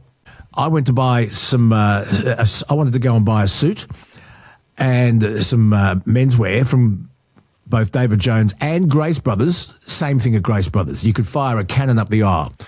And back in the day, you would be hounded by staff. I guess maybe back in those days, the staff were on commission. I don't know. But you certainly had plenty of staff. You had people with tape measures draped around their necks, and they couldn't wait to serve you. Yep, David Jones was upmarket. In fact, I cannot see a houndtooth design without thinking immediately of David Jones. The face of Megan Gale, the face of David Jones. It was the store you wanted to shop at if you had some money. It was certainly a store that you shopped at if you wanted to be seen. From the cafeteria to the chandeliers, and at one point, their big store in Sydney had a grand piano with a pianist that would play all day. It was iconic, and it looks as though it's all over. The battle between David Jones and Grace Brothers is legendary. Grace Brothers was founded in 1885 by the English brothers Albert and Joseph Grace. And they started a small drapery shop in Broadway, up near Central. And it became a massive retail empire, better known probably as Myer for our Victorian listeners. So what is going on with these cornerstone retail outlets? I remember there was a David Jones at the Warringah Mall, and there still is, in Brookvale, here in the Northern Beaches. And maybe the invention of the suburban shopping mall changed our shopping habits forever. Because once upon a time, when I was a little kid, you'd get a bus to Manly, a ferry across to Circular Quay, and a train on the city circle, and it was a day's outing. You didn't have access to the big department stores in your suburb or in your vicinity. That had a lot to do with the changing face of Australian retail too. But I just wanted to get some thoughts on this from a bloke who's been following this really closely, a well-known money expert, finance expert, Scotty Phillips, who was a regular friend of the Bonafide Podcast, and he joins me again this morning. G'day, brother. Luke, g'day. It's a time and a story, isn't it? I like you, mate. When I was a kid, I would go and stay at my grandparents' house, my Nana and Pops, and Nana would take you into town. Back when Sydney was a town, not a city. It was taking you to town, and you go into town, you spend the day at Grace Brothers or David Jones. And you dressed up. You did, exactly. And it was a big deal. And not only did you dress up, but that was the place you went and bought everything. I think, we'll get into it, mate, but that I think is the changing story of the department store. The department store was the forerunner to the shopping centre, to the shopping mall, as the Yanks like to call it. And don't put too fine a point on it, Frank Lowy killed David Jones, at least eventually when it dies. Because Frank Lowy said, well, hang on, what if we created a thing called Westfield? Now, there were shopping centres before it, of course there were. Yeah. But that was the beginning of the end. The two dynasties, if you like, the two big retail concepts, the two big household names I say two, David Jones. But you're right about Myer and Grace Brothers, by the way. I'm a Sydney boy, so shopped in Grace Brothers, where they were rebranded Myer way back in the day. And remember the David Jones ads? There's no other store like David Jones. And it was that's it, really aspirational and that houndstooth shopping bag. Yes, 100%. You're right, you can't see it, you can't not see it. I was preparing for this conversation, you kind of course, every news article puts the houndstooth on there, but it is so iconic. At a time when brands are usually logos, right? It's the name of the company and a picture about the company. Just that houndstooth picture, and for those who don't know the houndstooth thing, it's that black and white kind of jagged pattern. That is just, it is 100% iconic, mate. And I think, you know what, I was going to say you could ask anybody, but I think that's probably the issue. I wonder if I asked my kids whether they would recognise it. I suppose they probably wouldn't. And that is the difference, because we would have at their age has gone, of course I know what that is. And that's probably emblematic of the challenges that David Jones faces. Do you remember last time you and myself and Adam spoke on the Man Cave, I was telling you about my dad's advertising agency. Yes. Dad was a partner. He was the art director, and one of their clients was Grace Brothers. Right. And so I was in a couple of Grace Brothers ads, and I grew up. And WB Lawrence was a boutique agency, but they had Grace Brothers. And it was huge. And the battle with David Jones was a battle royale. Mm-hmm. And a lot of David Jones customers would say, Grace Brothers was the try-hard. Grace Brothers was the next. They would say Grace Brothers was the above-ground swimming pool of retail, where David Jones was the big marble sheen in-ground pool. Anyway, please keep going. No, you're right. And price-wise, that was the story. And David Jones wanted to be that. And I think you made that point about, who shopped there and when they shopped there and that kind of stuff. And it was the case when I was a kid. You knew DJs was more expensive. And Grace Brothers was the everything store to some degree. And you kind of then had, for those who remember, Best and Less and other states, was Harris Farm or Gowings. An iconic store in Sydney. Where's Dad gone? He's gone to Gowings. And that was their... And that became part of the vernacular, like not happy Jan. Yep. Gone to Gowings. And what happened to because the store is still there. It is. The building itself owned by a ASX listed company, EVT, the company that owns Ridges and the QT Hotels brands, among other things. It's so yeah, I mean, that was, you know, there was a real stratification. You knew what you were going to get, you knew what you were going to pay, best and less on the other side of that. And of course we had Big W and Target, and that kind of department store battle was really it. Matt, I used to work in the food business before I was an investor, believe it or not. I worked in what they call FMCG, fast-moving consumer goods, but everything from 20th Century Fox to Diageo does the alcohol, Baileys and Bundy and Smirnoff. I worked for Heinz. I worked for coffee and tea importers. And so I kind of had a front row seat at a lot of this stuff as those changes were happening. They'd already started happening to some degree, but the battle for the customer, and that's kind of really what we're talking about now, is the retail landscape has just shifted so seismically over the past 40 years. There's no other store like David Jones' jingle was in the 80s and 90s. And as much as I don't want to feel too old, we're closer to 2050 than 1990 then. Right. And so, you know, that's, we've moved on a long way. And can I throw in one more? And it's a building that a lot of young Australians wouldn't realise the importance of. Every night on the news, you'll see someone coming in and out of the Downing Centre to go to court. Well, that was the Mark Foy's building in Liverpool Street. Absolutely, Mark Foy's. And it was founded in 1885 by Francis and Mark Foy. And the building, luckily they kept the facade and it's still a beautiful, beautiful building, but that's now the Downing Centre Court. It's ceased to exist as well. And so it is kind of to some degree a story of evolution, because we could have been sitting here 60 years ago talking about Mark Foy's and farmers and, you know, I mean, Harris Scarfe itself, I don't know if it actually physically went broke or almost went broke, but effectively it's been rebirthed anyway in either a near-death experience or actually, you know, into administration there and then kind of bought out from there. Best and Less, you know, there's been a long line of those retail establishments, and then the Kmart's, the Big W's, the Targets that kind of, you know, I mean, Target's effectively dead now. We had a Target country. I'm in regional New South Wales. That's now a K hub. And so those things continue to disappear. And I think it's both at the same time nostalgic and unavoidable. It is the path of commerce, and it's what happens. If I'm putting my cold economist hat on, I'm like, well, if they don't do what they need to do and people would rather shop somewhere else, that's kind of what should happen, right?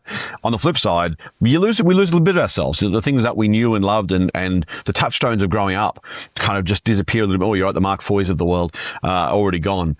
DJs, frankly, Myer as well, mate. The only thing that might save Myer or DJs is the other one folding first. It might give them just a little bit more life, but the market they used to serve is gone. The offering they used to have is being massively diluted. God, I'm going down memory lane here now. And then the other one was Anthony Horton's. Oh, I don't remember that one. And then when it stopped, it was just a shell of a building, and they turned it into a parking lot. Oh, okay, right. It sounds like a Joni Mitchell song, doesn't it? It does, that's right. But anyway, I'm just dribbling here.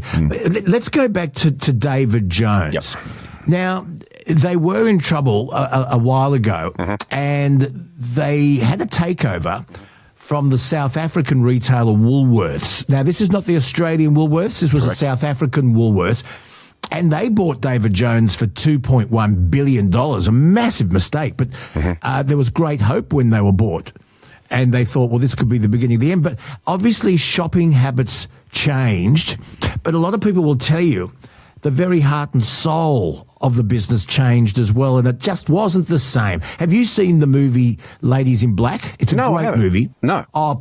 It's based on David Jones. Oh, right, I'll have a look. Okay. Well, actually, it's based on Mark Foy's. Okay.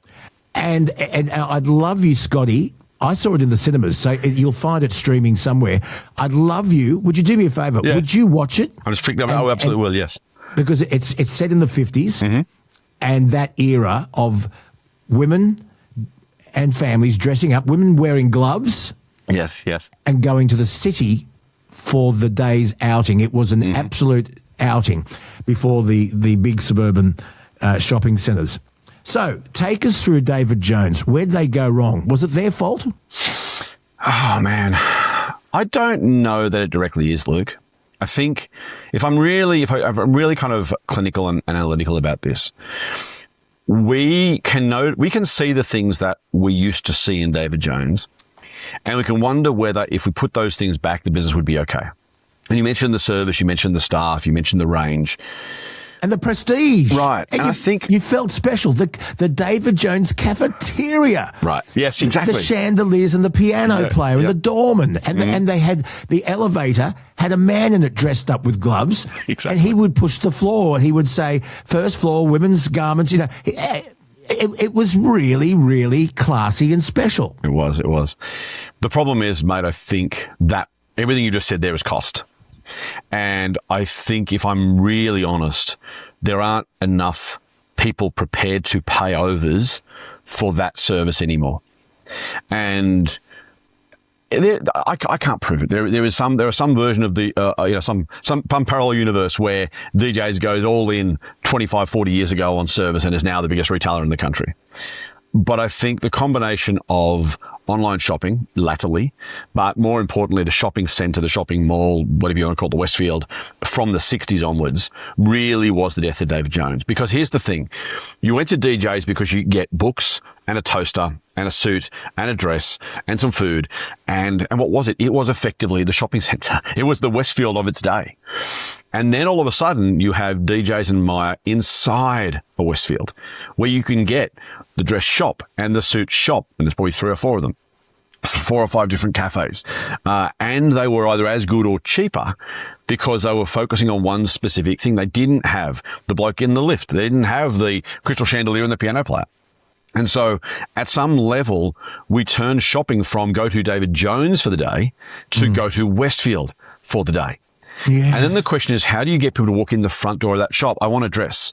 Okay, well, there's David Jones, or maybe there's even Amaya or Grace Brothers in the same shopping centre, or there's one nearby. And then there's going to be 14 different dress shops and fashion shops in the area. And so why do I walk into it? I go to Westfield, I park in the underground car park, I get the escalators up, and then I go, right, turn left for David Jones, turn right for the other shops over there. And David Jones becomes, even though they have multiple brands and multiple areas, they're one of those shops. They're one of those options.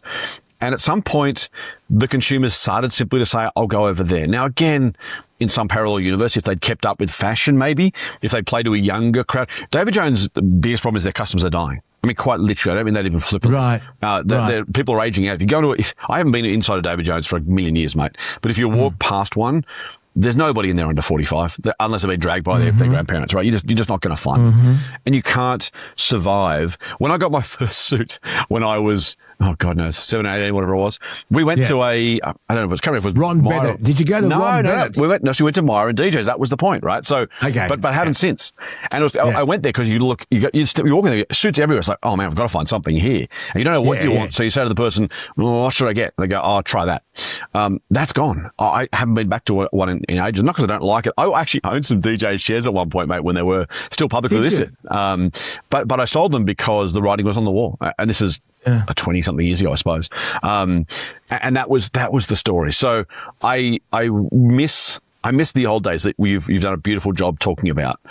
But I honestly, mate, I think they're dead. There are, if you want to, I can get into sort of what I would do if I was running DJs, but the DJs as we know it doesn't have the scale, doesn't have the foot traffic as they call it. The reason the aisles are empty is no one wants to shop there. And yes, they say add some more staff, and they should. If you're going to die fighting, right? Throw some staff in there, put the ad campaign in and see if you can do something with it. And if you can't, you go, we tried, we're now walking away. Because we tried cutting back, it didn't work. We tried amping up, it didn't work. Okay, now we're in effectively, sell-off mode. And that's because that's going to happen anyway. There is no future on this path. So they might as well try something else. I really honestly, mate, doubt it's worth it. But you better try something than just dying because you won't change anything. And the experience of walking into an upmarket department store like David Jones, I mean, if you've ever been in there, the music that they play, the lush surroundings and the glass cabinets of perfume and aftershaves. And women, usually women, but some men, who, like the Ladies in Black film, please see it. Ladies in Black, Scotty. I looked it up. Yep, I will. It stars Julia Ormond, and it's just fantastic. Nice. It was an experience, and it was some place to be seen. And if you walked out and came home with a houndstooth David Jones shopping, just to walk, come out of David Jones and walk down George Street, if you were carrying a David Jones shopping bag, people thought you were well-to-do. Yeah. And you hung on to those bags, and you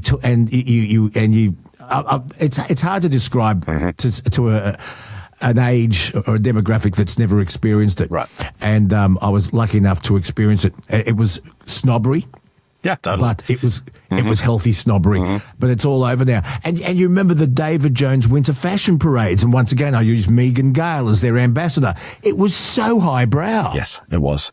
And the challenge, mate, is the market for that is no longer as large as it used to be in that format. And that's kind of the challenge is you can get, and I'm no fashion plate, mate, clearly no one's surprised by that. But the individual designers have their own stores now. And so you're not needing to go to DJs to get those things. You're either not getting them at all.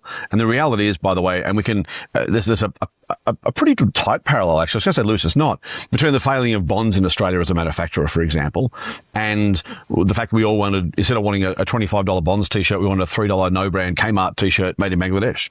And that's not good or bad, it just is. And people make their own decisions. But as an economist, as an analyst, that's not good or bad. It's just an expression of preference, as they say. And so the challenge for DJs is, yeah, we love Megan Gale on the catwalk because she looked amazing, and you could get what she was wearing at DJs.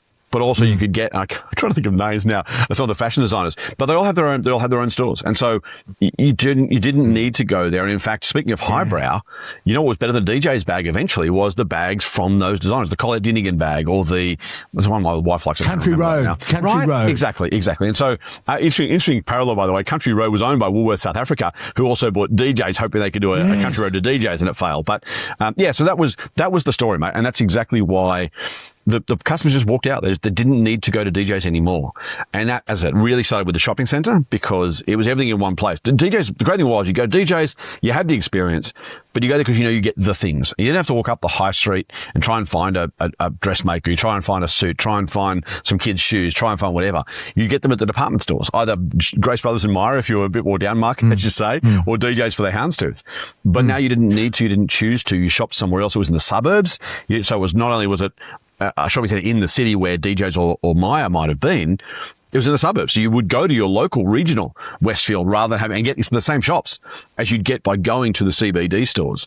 And so, yeah, I mean, look, going to town still, people still go to town for to shop for a day, but they'll walk down in Sydney, Pitt Street, in Melbourne, Burke Street, and I don't know where it is in Brisbane, my apologies, and they'll walk in the individual shops on that path, the same as they would have once walked into DJs and walked through the individual departments. Yeah. Tell me this, just while we're on retail. Last thought. Has internet shopping had an impact? I mean, bricks and mortar retail shops, you need electricity, you need wages, you need rent. It's a very expensive exercise, and you have limited real estate to store your goods. And I know a lot of people used to go into retail stores, try on garments, and make sure that the size 12 was the size 12 that fitted you or whatever. And then you go home and order it online. And has online shopping changed face-to-face retail bricks and mortar shopping in this country? Yes, enormously, look. And here's, the starkest number I can give you is Myer itself. I haven't seen the DJs one, but I had seen the Myer one. I just looked it up quickly. Online sales at Myer are now 22% of the total sales for that chain. And that's Myer, right? This is the old fogey department store we're talking about, whatever DJs, but that kind of idea. And more than $1.05 is done out of the warehouse in wherever the warehouse is and sent straight to your door. And that's, by the way, that's what's kept Myer afloat. Take that out. Myer went broke years ago. So it's both a sign of the times and the fact that Myer has done frankly, if you'd asked me 10 years ago, I would have said Myer would not get anywhere near that number. So they've done a really amazing job. Again, I should look up DJs numbers. I don't have them. But that number itself, I just think is really fascinating. It tells a really impressive story about what Myer's been able to do. But again, take that away. Were those 21.6% of people going to go in the store instead? No, they're going to go and shop somewhere else. So online is huge. It is one of the stories, I don't know if you and I have spoken about it before, Luke. I imagine we must have. I think it's one of the most seismic changes in our economy that we're not paying attention to. Everyone kind of knows it's happening. It was the e-commerce thing was the big story 25 years ago, and obviously because it was it felt like a big change. The Woolies and Coles are growing online sales at 4 times the rate of their physical sales growth. Myer, $1.05 more than that. During and COVID would have accelerated that. Right, it did. So Myer at one point was like 25 or even 30% of sales, I think, were online. Obviously, during lockdown it was zero, but you know what I mean, that year. So yeah, you're absolutely right. Online retail is changing the face of retail. I wouldn't be a retail landlord for quids, mate. I wouldn't be a department store owner for quids. Mosaic Brands had owned Rivers and Oni B and some others that I can't quite bring to mind. That went broke. And you know why it went broke effectively? Because it didn't have an online presence. And it wasn't just that, but it's kind of that story. COVID hit. People went online. Yeah, we went back to the shops eventually, so we didn't go back to Mosaic Brands because the brands just didn't have anything that enough people wanted. And retail is...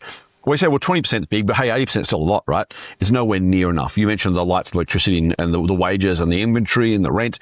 You can't survive in the usual form in retail, physical retail, with 80% of your sales. You just physically cannot.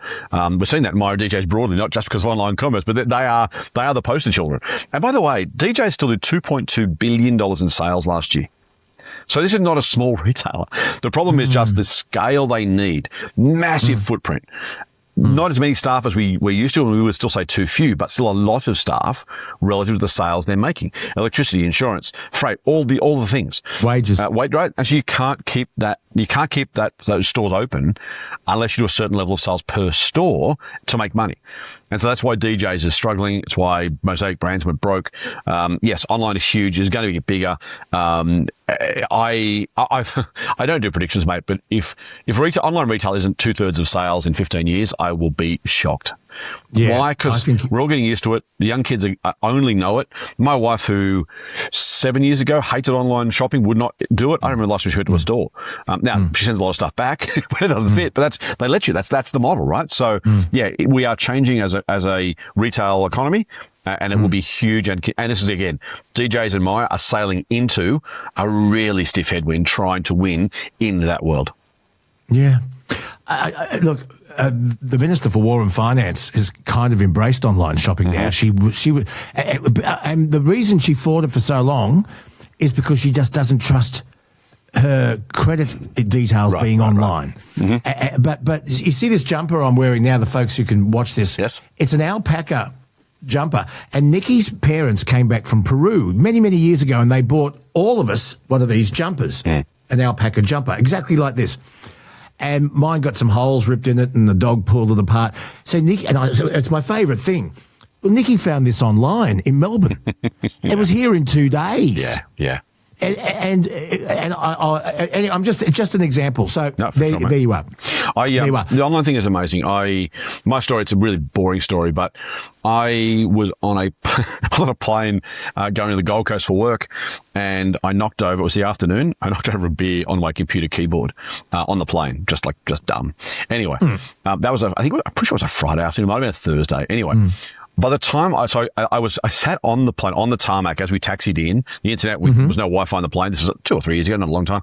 Ordered a new one, and it was there the following Monday morning on my it's like, I wasn't even off the plane. So I worked out what I wanted. I ordered a replacement, had it delivered. Yes, they had the weekend to get it there. But it's just one of those, it's just crazy fast. I could have walked out. I could have found a JB Hi-Fi or Harvey Norman. I could have done all those. I probably think I bought it from one of those two anyway, but it's just too easy not to. And once you get into that habit, once you know what you're doing and you're comfortable with it, that's why I think it's only going to continue to grow, mate. People will go to the shops for a day out. They'll go to the shops to try new things. Some people just want to try stuff on. I get it, and that's fine. Man, I hate shopping. I hate it. Me too. I buy things online just because I want to buy the speaking of shirts I'm wearing. I wear Iron Win's polo shirt.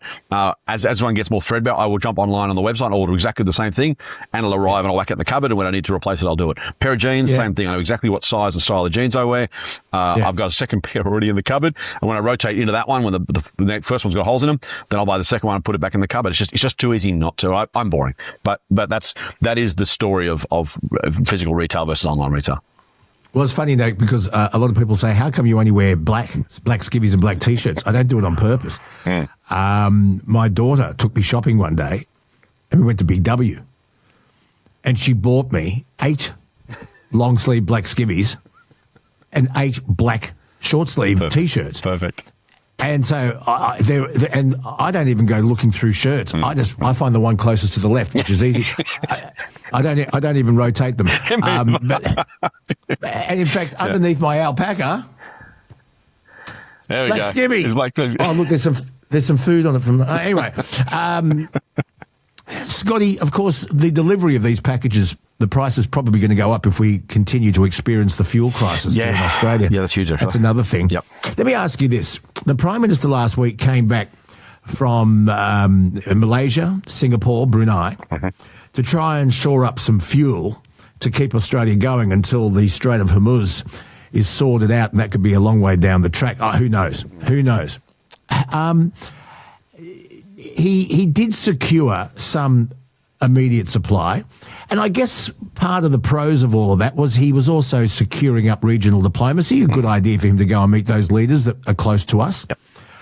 It was obviously showing us as being vulnerable when you got your hat in your hand. That's right. And we were showing them that we had low self-reliance. And if you have got your hat in your hand and they can see you're desperate, well, you've got limited impact on the deals you pull. But from an economist, was the Prime Minister's trip worth it? And if he didn't do it, he's on a hiding. Yeah. And if he didn't do anything, he's on a hiding. So what did you make of it? Oh, look, I think in this day and age, mate, the primary use of these things are domestic politics. You asked as an economist, but I will touch on the politics and get back to the economics. We know what happened to Scott Morrison and the Hawaii and the fires, the bushfires of 2020. The reality is no Prime Minister is going to be not going and being seen to be doing things. And I got to say, mate, I was one of the least popular people in the country in 2020. Scott Morrison deserved to be on a holiday if he needed a holiday, and he had ranks and ranks and ranks. I remember talking to you about it on Triple M. Right. And he's got ranks and ranks of bureaucrats and ministers, and honestly, I don't hold a hose line was a stupid line, but it also wasn't untrue. A bit like Keating's recession we had to have, right? Sometimes you just see the truth. Our bushfire response was not for a second changed by the fact Scott Morrison was on holidays. And we could have got exactly the same fuel response on a Zoom call. So, you know, well, I say that with confidence. Maybe not, but I'd be very, very surprised, right? These are not people like, oh, well, you do. Unless you turn up, we're not going to give it to you. So Albo needed to be seen to be doing something for domestic political reasons. And frankly, if I was his advisor, I would have absolutely said, mate, on a plane, don't come back till you got something, because of the Scott Morrison thing, not because we need the fuel. We do need the fuel. But again, these are commercial deals. It's not like Albo bought him back in his hand luggage, right? Can we have some fuel? Yes, you can. Cool. Job done. Thanks very much. Do you want me to come over? No, it's okay. We'll just do it from here. Cool. Okay, done. The in-person thing, speaking of online and e-commerce, the in-person thing is way overdone, right? Menzies spent months and months and months in the UK because that's the only way you could have those conversations back in World War II. These days, it's just not necessary. So, now, was there probably some benefit? Yes, absolutely. We know that we're still social creatures. You and I are recording this on Zoom or Riverside.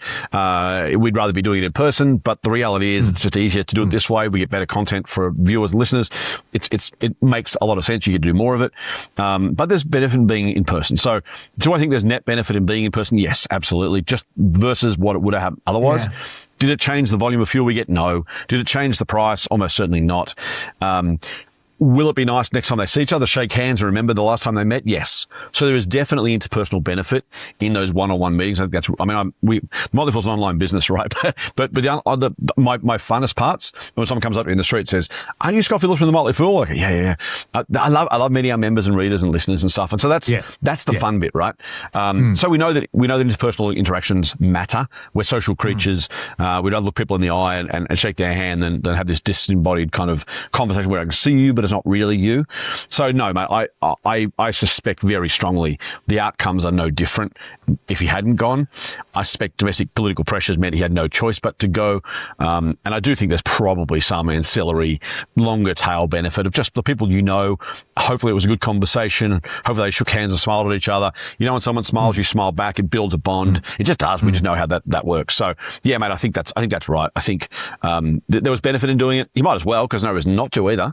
But in this day and age, you know, China buys millions of tons of iron ore from Australia. They don't meet every time they have a conversation to see if they want the iron ore or not. They just say, "Hey, here's the price. Do you want to sell to us?" And the BHP says yes, and they do the deal. It's not necessary, but there's no downside either. Let me bring it down to a really basic observation on my part, and you tell me if you agree or disagree. I've been in this radio game for a while now, and without clients and advertisers, well, you've only got one option, and that is go to the ABC. Yep. This podcast, we have some really, really valuable partners, sponsorships. And over the years I've learned that, you can secure a deal over the phone and now with Zoom or Riverside, like you said. But if the client can see that you're willing to meet them face-to-face for lunch or morning tea, that really helps build relationships. And that's why I said at the beginning, yes, he's come back with a deal. I don't know how much it's going to cost us, but it did help promote regional diplomacy.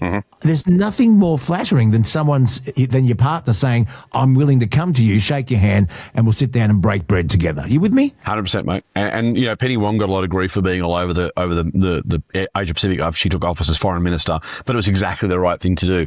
They tried to tag Albo with the Airbus Albo tag for a while. No, I called him Anthony Overseasy. There you go. But I got to say, I think it's justified, mate. I think that's I agree with you. Opponents are always going to say you should have spent more time at home, or you should have been overseas doing the deals, or they'll find a reason to take the opposite view.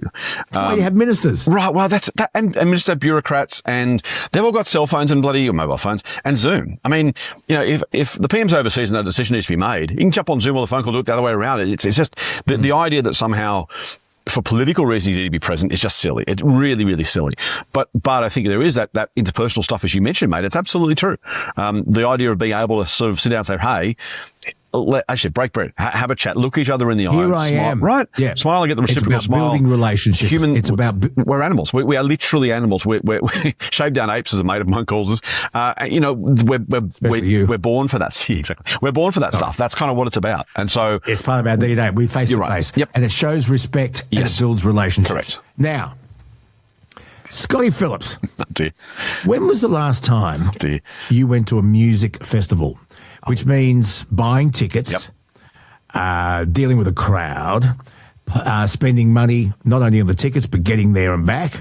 Sometimes if you travel a distance, you've got to stay the night, find accommodation. You're going to be pretty keen. Well, the organisers of the Birdsville Big Red Bash are in trouble. People aren't going. There are all sorts of reasons. There's weather. Yeah. Now there's the cost of getting there. You got to. I mean, what if you're on a budget? Are you going to use the fuel to go to a Birdsville Bash or a music festival, or are you going to save that petrol to get to work? I said this on Channel 7 the other day, and I think you saw it.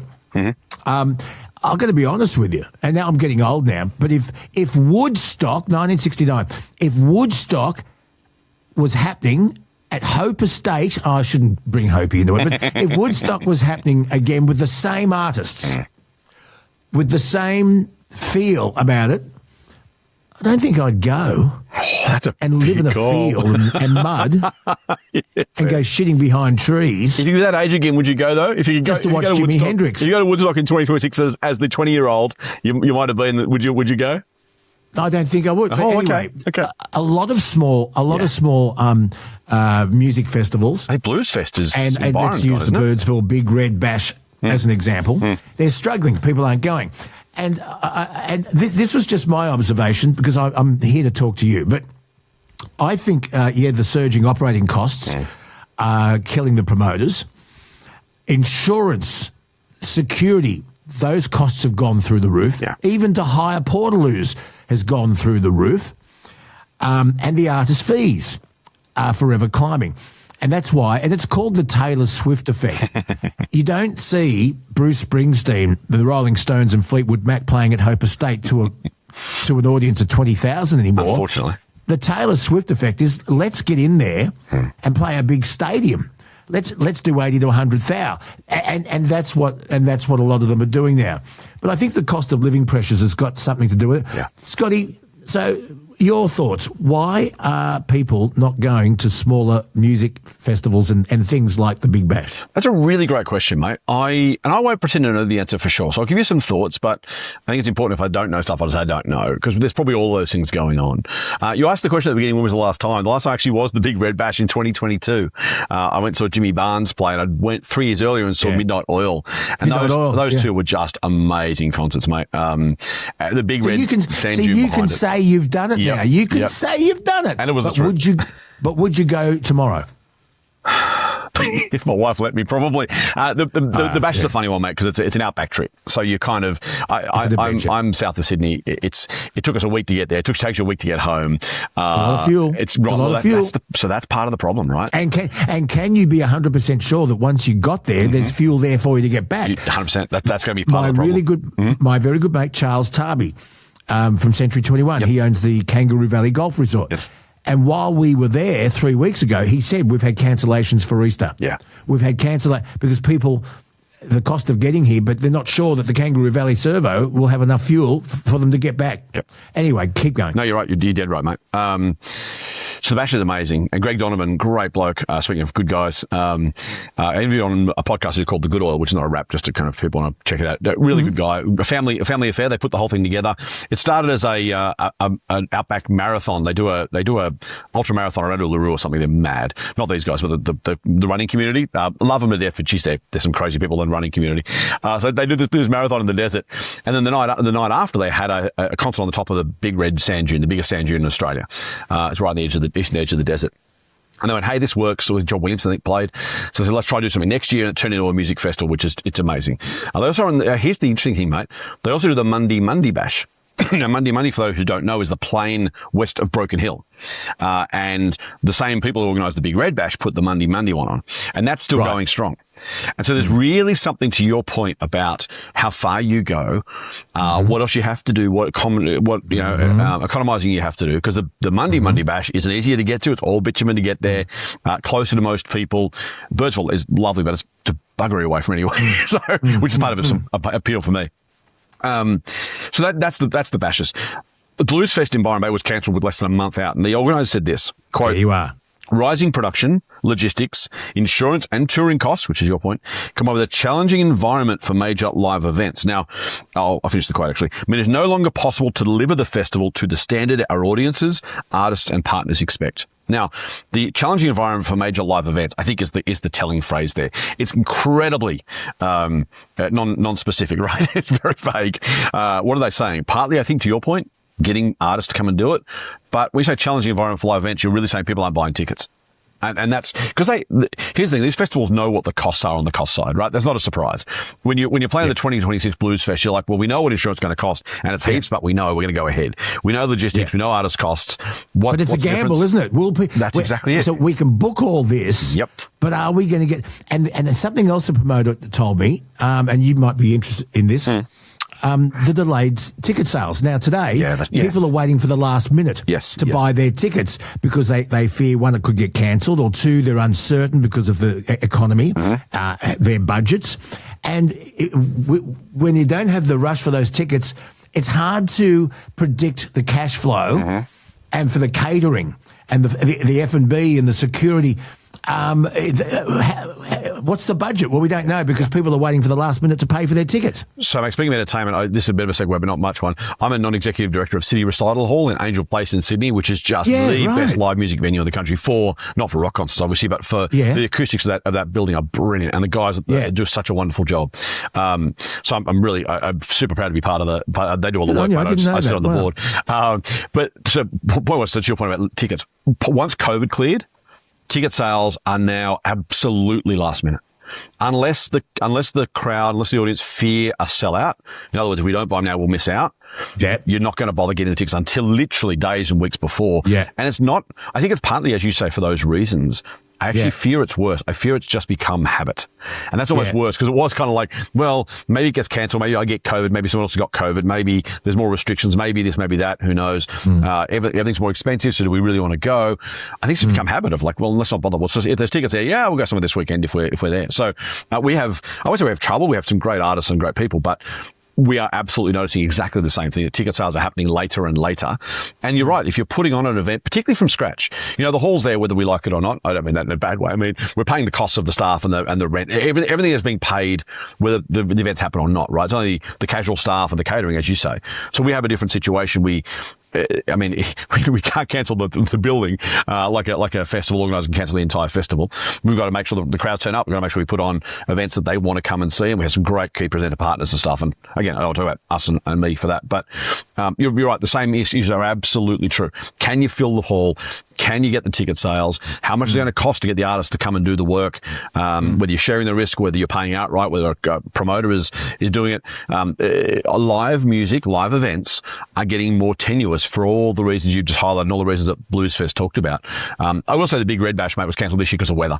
They just couldn't find a place to put it on.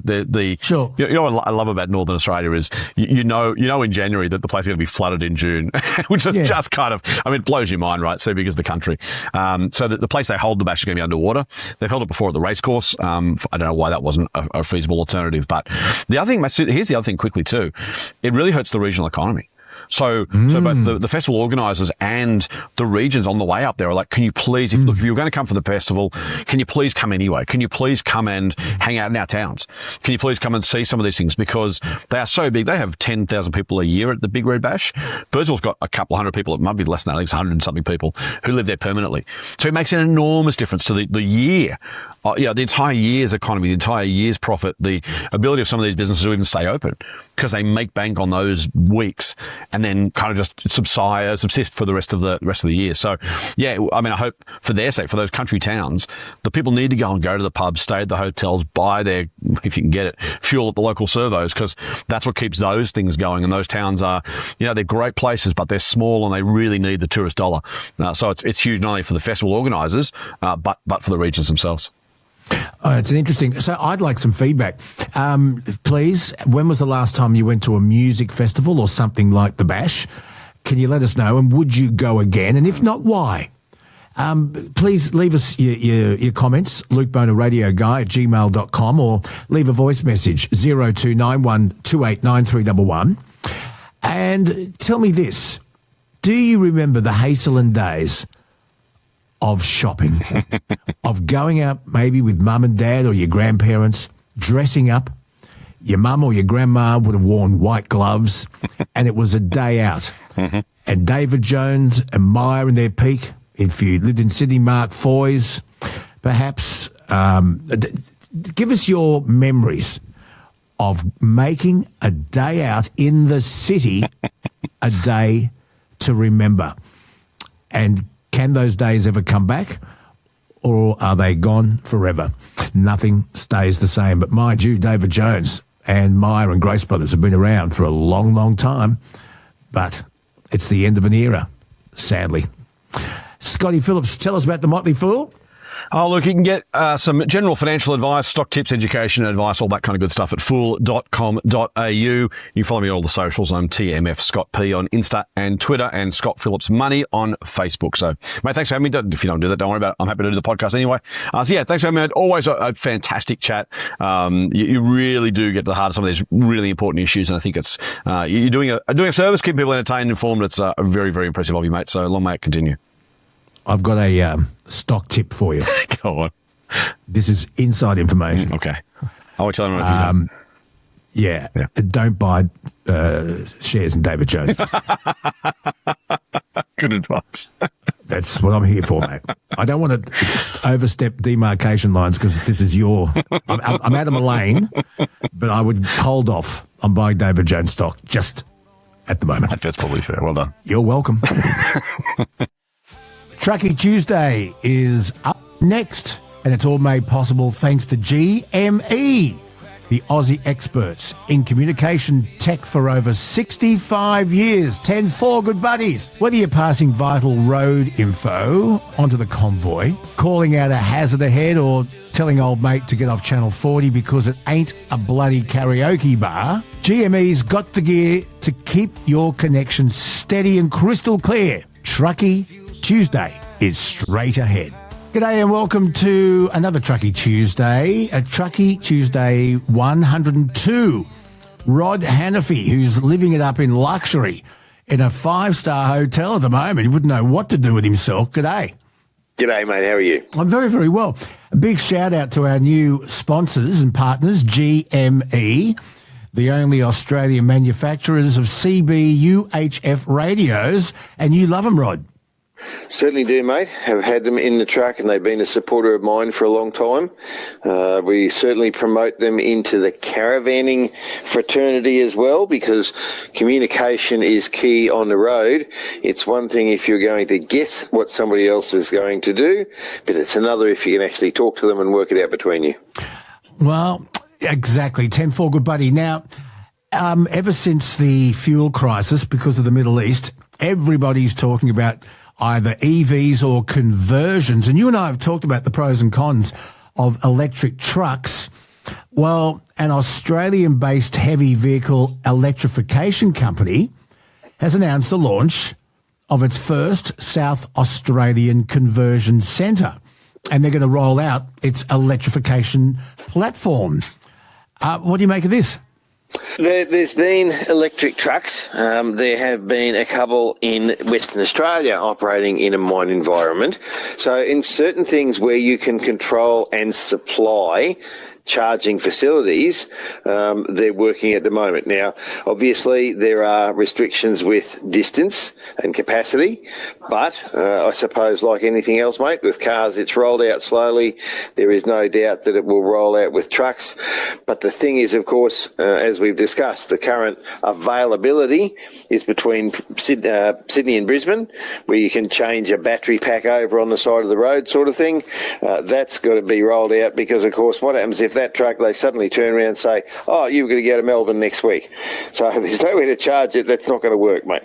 Janus Electric, and apparently alongside a partner, Archer Heavy Equipment, they've marked the start of Australia's first Aussie-wide rollout of its heavy vehicle electrification program. Now, Roy, just to refresh our memories, electrified trucks weigh a lot more than conventional trucks, but there is an allowance for that extra weight. Is that correct? Some. So what Janus do, they remove the diesel engine altogether and they replace it with a battery pack.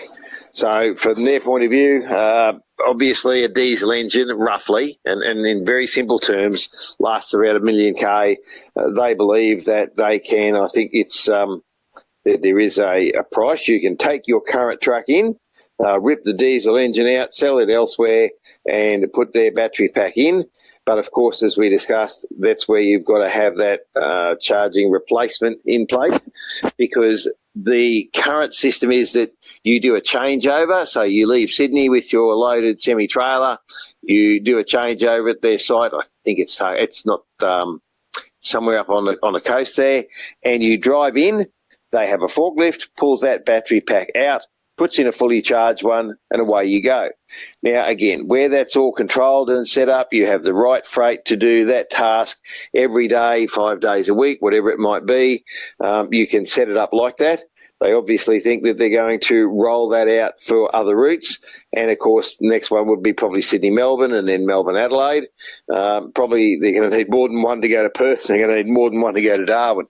So a very big project from their point of view. But there is, at this stage, no other way that you can use a line haul truck, sit on the side of the road and charge it up for half a day, because the productivity will be completely lost overall. But here's the big question. What sort of distance can these trucks provide and how much can they actually pull? Yes. And it's like anything, mate. Most of the cars are of a similar weight. They're heavier than your standard car because they've got the engine replaced with the battery pack. Longer term, of course, what happens with the battery packs and all those things, and for one in a truck, we're talking about it, there's still a possibility that hydrogen may become more viable, but then you need a whole network to supply the hydrogen.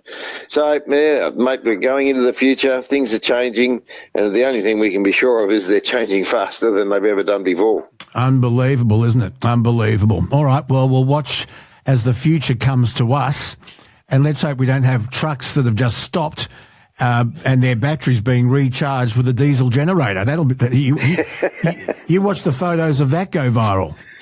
Yes, well, then that's a bit counterproductive, isn't it? Well, let's see what happens. Okay, it's new technology, but maybe it's the way of the future.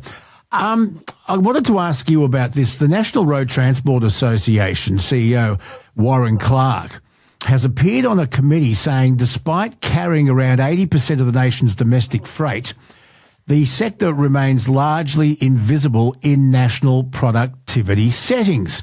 The Australian transport industry is pushing for a major reform during the Senate's Productivity Committee. It got underway this week. Warren Clark is saying the practical solutions are understood, including improving access for higher productivity vehicles, streamlining permits, and building a national freight data framework to guide investments and policy decisions. What does it all mean? Mate, we've argued for a long time that it's not recognised in that way. Now, I've got to say that probably in the last 2 to 3 years, we've seen the biggest productivity increases in this industry since the interaction with B-doubles. So up until many years ago when the B-doubles first came, it was semi-trailers everywhere. That was the standard. Now, the big leap was when we went to B-doubles, and we've said they're now the majority of the Australian transport fleet. They've been very effective. We did steal the idea from Canada. They do use them in a few other countries, but certainly not in Europe or in England. They just don't have the roads or the network for it. In America, they are sort of fairly busy, and we've asked for even bigger vehicles. So we talk about going to, Darwin and Perth with road trains. So you can only take 2 or 2.5 trailers now to Perth, depending on where you run. To Darwin, we can pull 3 full trailers, so 53.5 metres long. And whilst that combination can't run through the main streets of Sydney, we have seen an increase into A doubles, which is virtually a road train but at 30 metres long. Some of the combinations have managed to fit an A-B triple, so virtually a semi-trailer and a B-double together in that 36.5 metre window that controls most of the bigger vehicles that you will see in cities and on major interstate highways. So that's been a big leap forward. But it works best with bulk commodities like the fuel tankers, the tippers, those sorts of things. Everybody else has sort of had to sit back and watch. And we're saying that if the road is suitable for the combination, we're not saying those combinations should be in the back of every supermarket. That's not going to work. But if the road is suitable for the combination and you can carry more freight, we can be more productive, we can maintain our edge.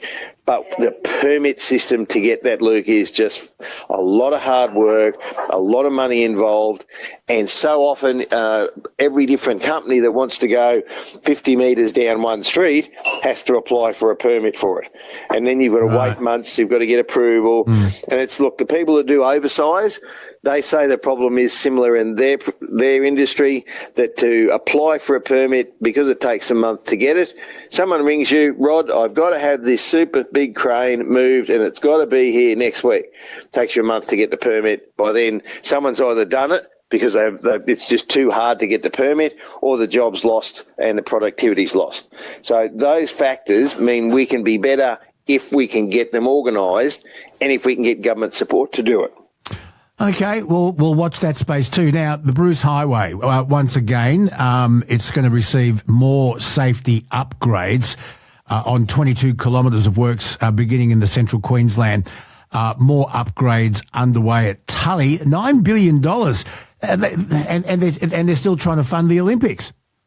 Yes. And then, of course, Tully is one of those areas that's been very badly flood prone.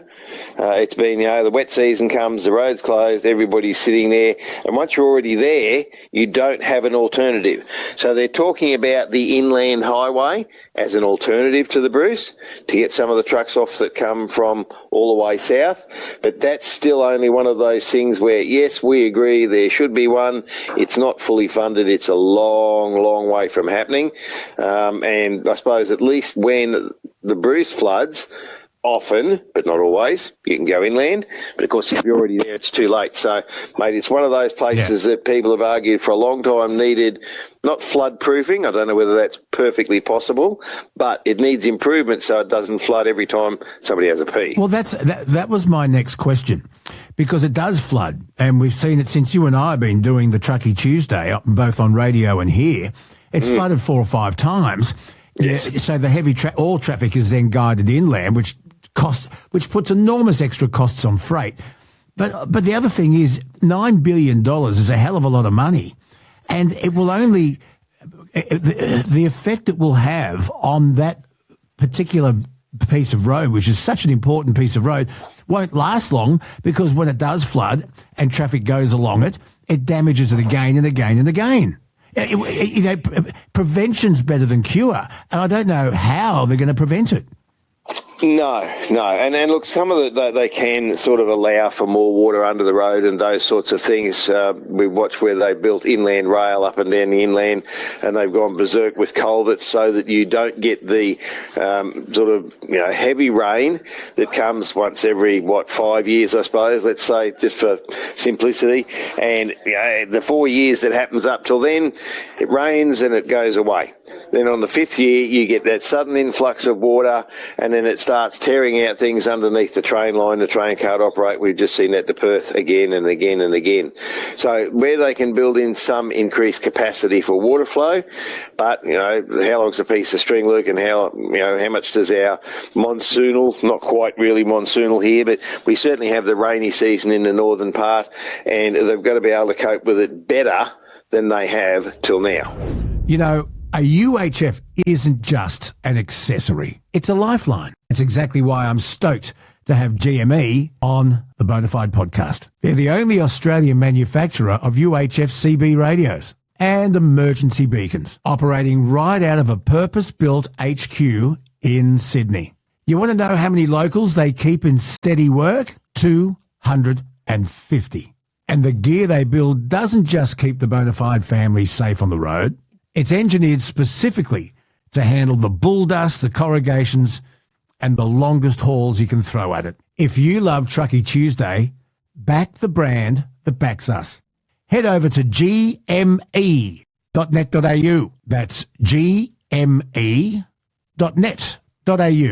Links are in the description. Let's get back to the chat. As I say, prevention's better than cure, but it's always going to be costly. It's like painting the Harbour Bridge. It never ends, does it?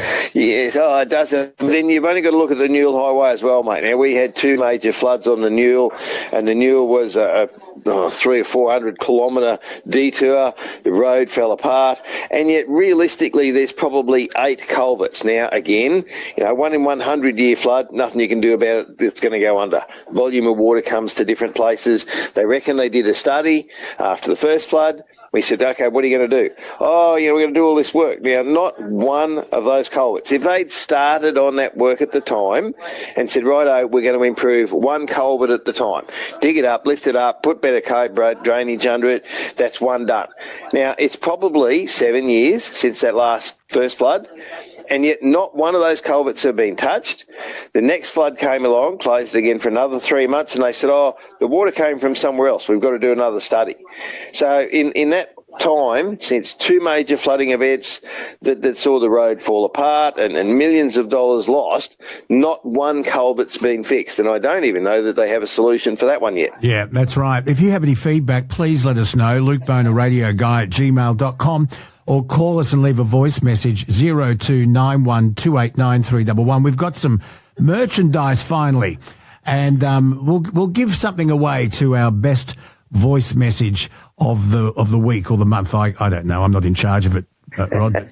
But we do have some merchandise. We've got caps, we've got T-shirts, coffee cup, and a few other things. So there we are. Now, this is interesting.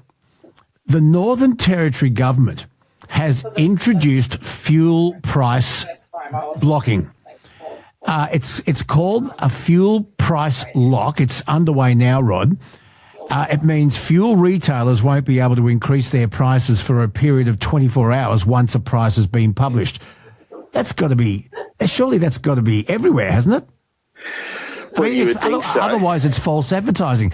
I mean, if Coles or Woolies advertises the price of a packet of Tim Tams for $2.50 in their catalogue, and you go down later that day, but the price has gone up, well, that's that's illegal.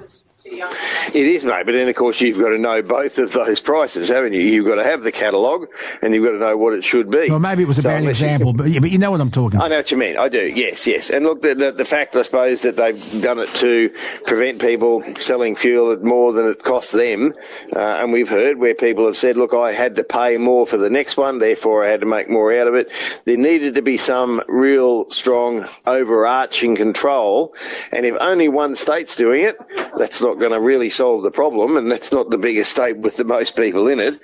So again, I suppose every step forward's a good one, as long as it's done positive and it has a suitable effect. Otherwise, we do things for fun to look good, and it doesn't work, and you're better off leaving it alone. So it'll be interesting to see how it works there, mate. 100%, because surely if you advertise the price of something and within 24 hours the price goes up, it's false advertising. Yes. Which is against the law. Yes, well, of course, they brought the law in that all the service stations had to have the signs up so you can compare, and there are sites you can go to online that'll show you where the best fuel is in your area. It's a little bit different for us because I just can't go shopping around and driving my B-double because half the servos you couldn't get it into anyway. And, of course, most of us have company cards of one flavour or the other, so you are restricted to where you can get fuel, but you've still got to balance it and see what's going on. Now, a while ago now, we had Western Australian Senator Glenn Sterl on, and I thoroughly enjoyed his company, and we should get him back on again. He's a former owner-driver and understands the plight of the truckie, and he is saying that he's looking forward to seeing multi-agency blitzes on visa routers in the road freight transport industry, Rod. Yes, and the last one, which is the first, to my knowledge, that's happened, my God, I can't even ever think when it's happened previously. We knew that there was an issue. So explain what was going on. Well, in that last blitz that they've just done, mate, they found a fellow who'd been in Australia illegally for 12 years, still operating on his migrant visa. They found people who shouldn't have been here, who aren't here legally. And, of course, they don't just drive trucks. They work in shops and they work on farms and things too. And people, unfortunately, exploit them. And that's one of the issues that goes with both our sham contracting, where people work on ABNs. They don't pay the right tax. The company does it. They undercut people who do. And where they employ people from overseas, they have control of them, Luke. Now, look, it doesn't happen every time. And our board member, Jazz Winder, who is on the NRFA, put a column in Owner-Driver last month. And he spoke of people who have come from the subcontinent. They've come here to start a new life. But when they come here, they apply for a job. Yep. Now, he explains how hard it was for him to get a start, but in the first few places, the only job he could get was people that virtually stole from him, cheated him out of money, didn't pay him properly. They gave him a heads up and he got in, but those companies are still operating. And the trouble is, Luke, a bit like the sham thing, there was always somebody operating slyly.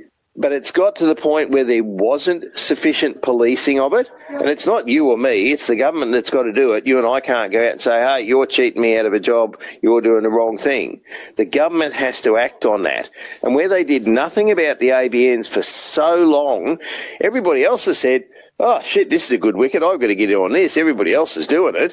So it's now got to the point where people are blatantly advertising that you come and work and we'll cheat other people and not pay our taxes and do it cheaper. But the same thing's happened with the visas. People have come in and they've been told, if you don't do what I say, and if you don't accept the fact that I'm going to pay you $10 an hour and expect you to work 90 hours a week, I'm going to send you home. You won't be able to come and live here. Your family won't be able to come. And they're held virtually hostage to someone that will give them a job. But those people, because they're cheating them, they're undercutting other people who are trying to do the right thing. And there is a problem with it. We want people to come here. We need them to come here and live. But we want them to come and work under the same rules that we do, so it's fair for all. And we don't want them cheated. And we don't want them ripped off because those people then compete with everybody else.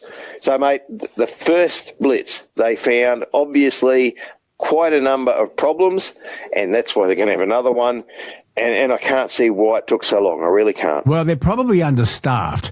When I have spoken to our employment expert, Graham Wynn, about Centrelink fraud, he said he has reported people through his employment agency, people who shouldn't be receiving Centrelink payments. Yep. And he's been told, we just don't have the staff to investigate every one of them. And yet there are people that complain there are too many staff in the government and not enough of them do enough. Look, it's one of those things, Luke, no matter what you do, to do it perfectly is very difficult. Mm-hmm. But if somebody doesn't stand there and have overarching control and say, well, this is the best benefit we get out of this group or this people or this investigation or whatever it might be, or if they sit back and say, well, we haven't got the staff, we're not going to do it, well, then people do the wrong thing. Okay, there is one, either increase the staff, and I don't know what the budget is, but increase the, and if you did increase the staff, well, then think about the money you'd recoup. I mean, you look at the massive NDIS fraud, and it's a really good program, but people are cunning, and if they find a way to make money illegally, they will. So if you haven't got the staff to investigate fraud, which is what all this is, make the penalties harsher so that you know when you're finally caught, you're going to get a rocket up your ass. So there's actually a disincentive to do the wrong thing, because currently most of the incentives are, I can cheat the system, I can get away with it, no one will catch me. That's right. And they don't promote the people they do catch so that people think, well, maybe that's not a really good idea. So you're right, mate. You know, there is money to be saved and made. Billions, billions probably. Yeah. Yes, if it's done properly. Yeah. How do we get people to do that, Luke? I don't know. But listen, Rod, where are you off to next? Where's your next big trip? Mate, just the usual. I'm already loaded. Trailer's sitting back in Dubbo waiting for me, so I'll be back there this afternoon and into it to go to Melbourne. Nothing untoward planned at this stage, although I know I'm going to Melbourne. Yeah. I know I'm going to Melbourne. Anything can happen after that. Okay. And listen, we'll stay in touch. 10-4, good buddy. Thanks to GME, Australian manufacturers of CB UHF radios, and Rod Hannafy loves them. You should contact them and make an inquiry. And for caravanners, get yourself a UHF radio and stay safe and stay in touch. And make sure you put a sign on the front of the back of the van what channel you're on. If you want to listen to the truckies on channel 40, the road channel, remember that's what it is. If it's a short communication, if you're going to travel in convoy, put the signs up, travel on channel 18, the caravanners channel. And if you want to pick channel 73 or 92, well, sorry, you want to go to 80, 73 and sit there, you're going to be very lonely because no one else is going to know where you are. Yeah. So you've got to sign the van and get the benefit out of the radio. Yeah, and I'm not just caravanners and truckies. I mean, people with motorhomes, or even if you're getting in a car, towing a boat, and you're going for a long trip somewhere around Australia, get one of these things and stay in touch, become educated, and meet some new friends along the way. Yes, a lot of four-wheel drive clubs do use them as well, Luke, particularly when they're out in the bush. Yep, so four-wheel drives I know operate them, and certainly there are other groups like that. And there used to be what was called the CREST, Citizens Radio Emergency Service Teams, back in the days of CB and that, and they used to operate in certain areas. I think there's only a couple left now because everyone went and bought a mobile phone, but that was something that probably recognised they were all volunteers and probably helped save lives on the road, Luke, and that's what a UHF can do. Yeah, save your life. You can call up, say, I need this, or something's happened. You can contact someone if you've got no phone service.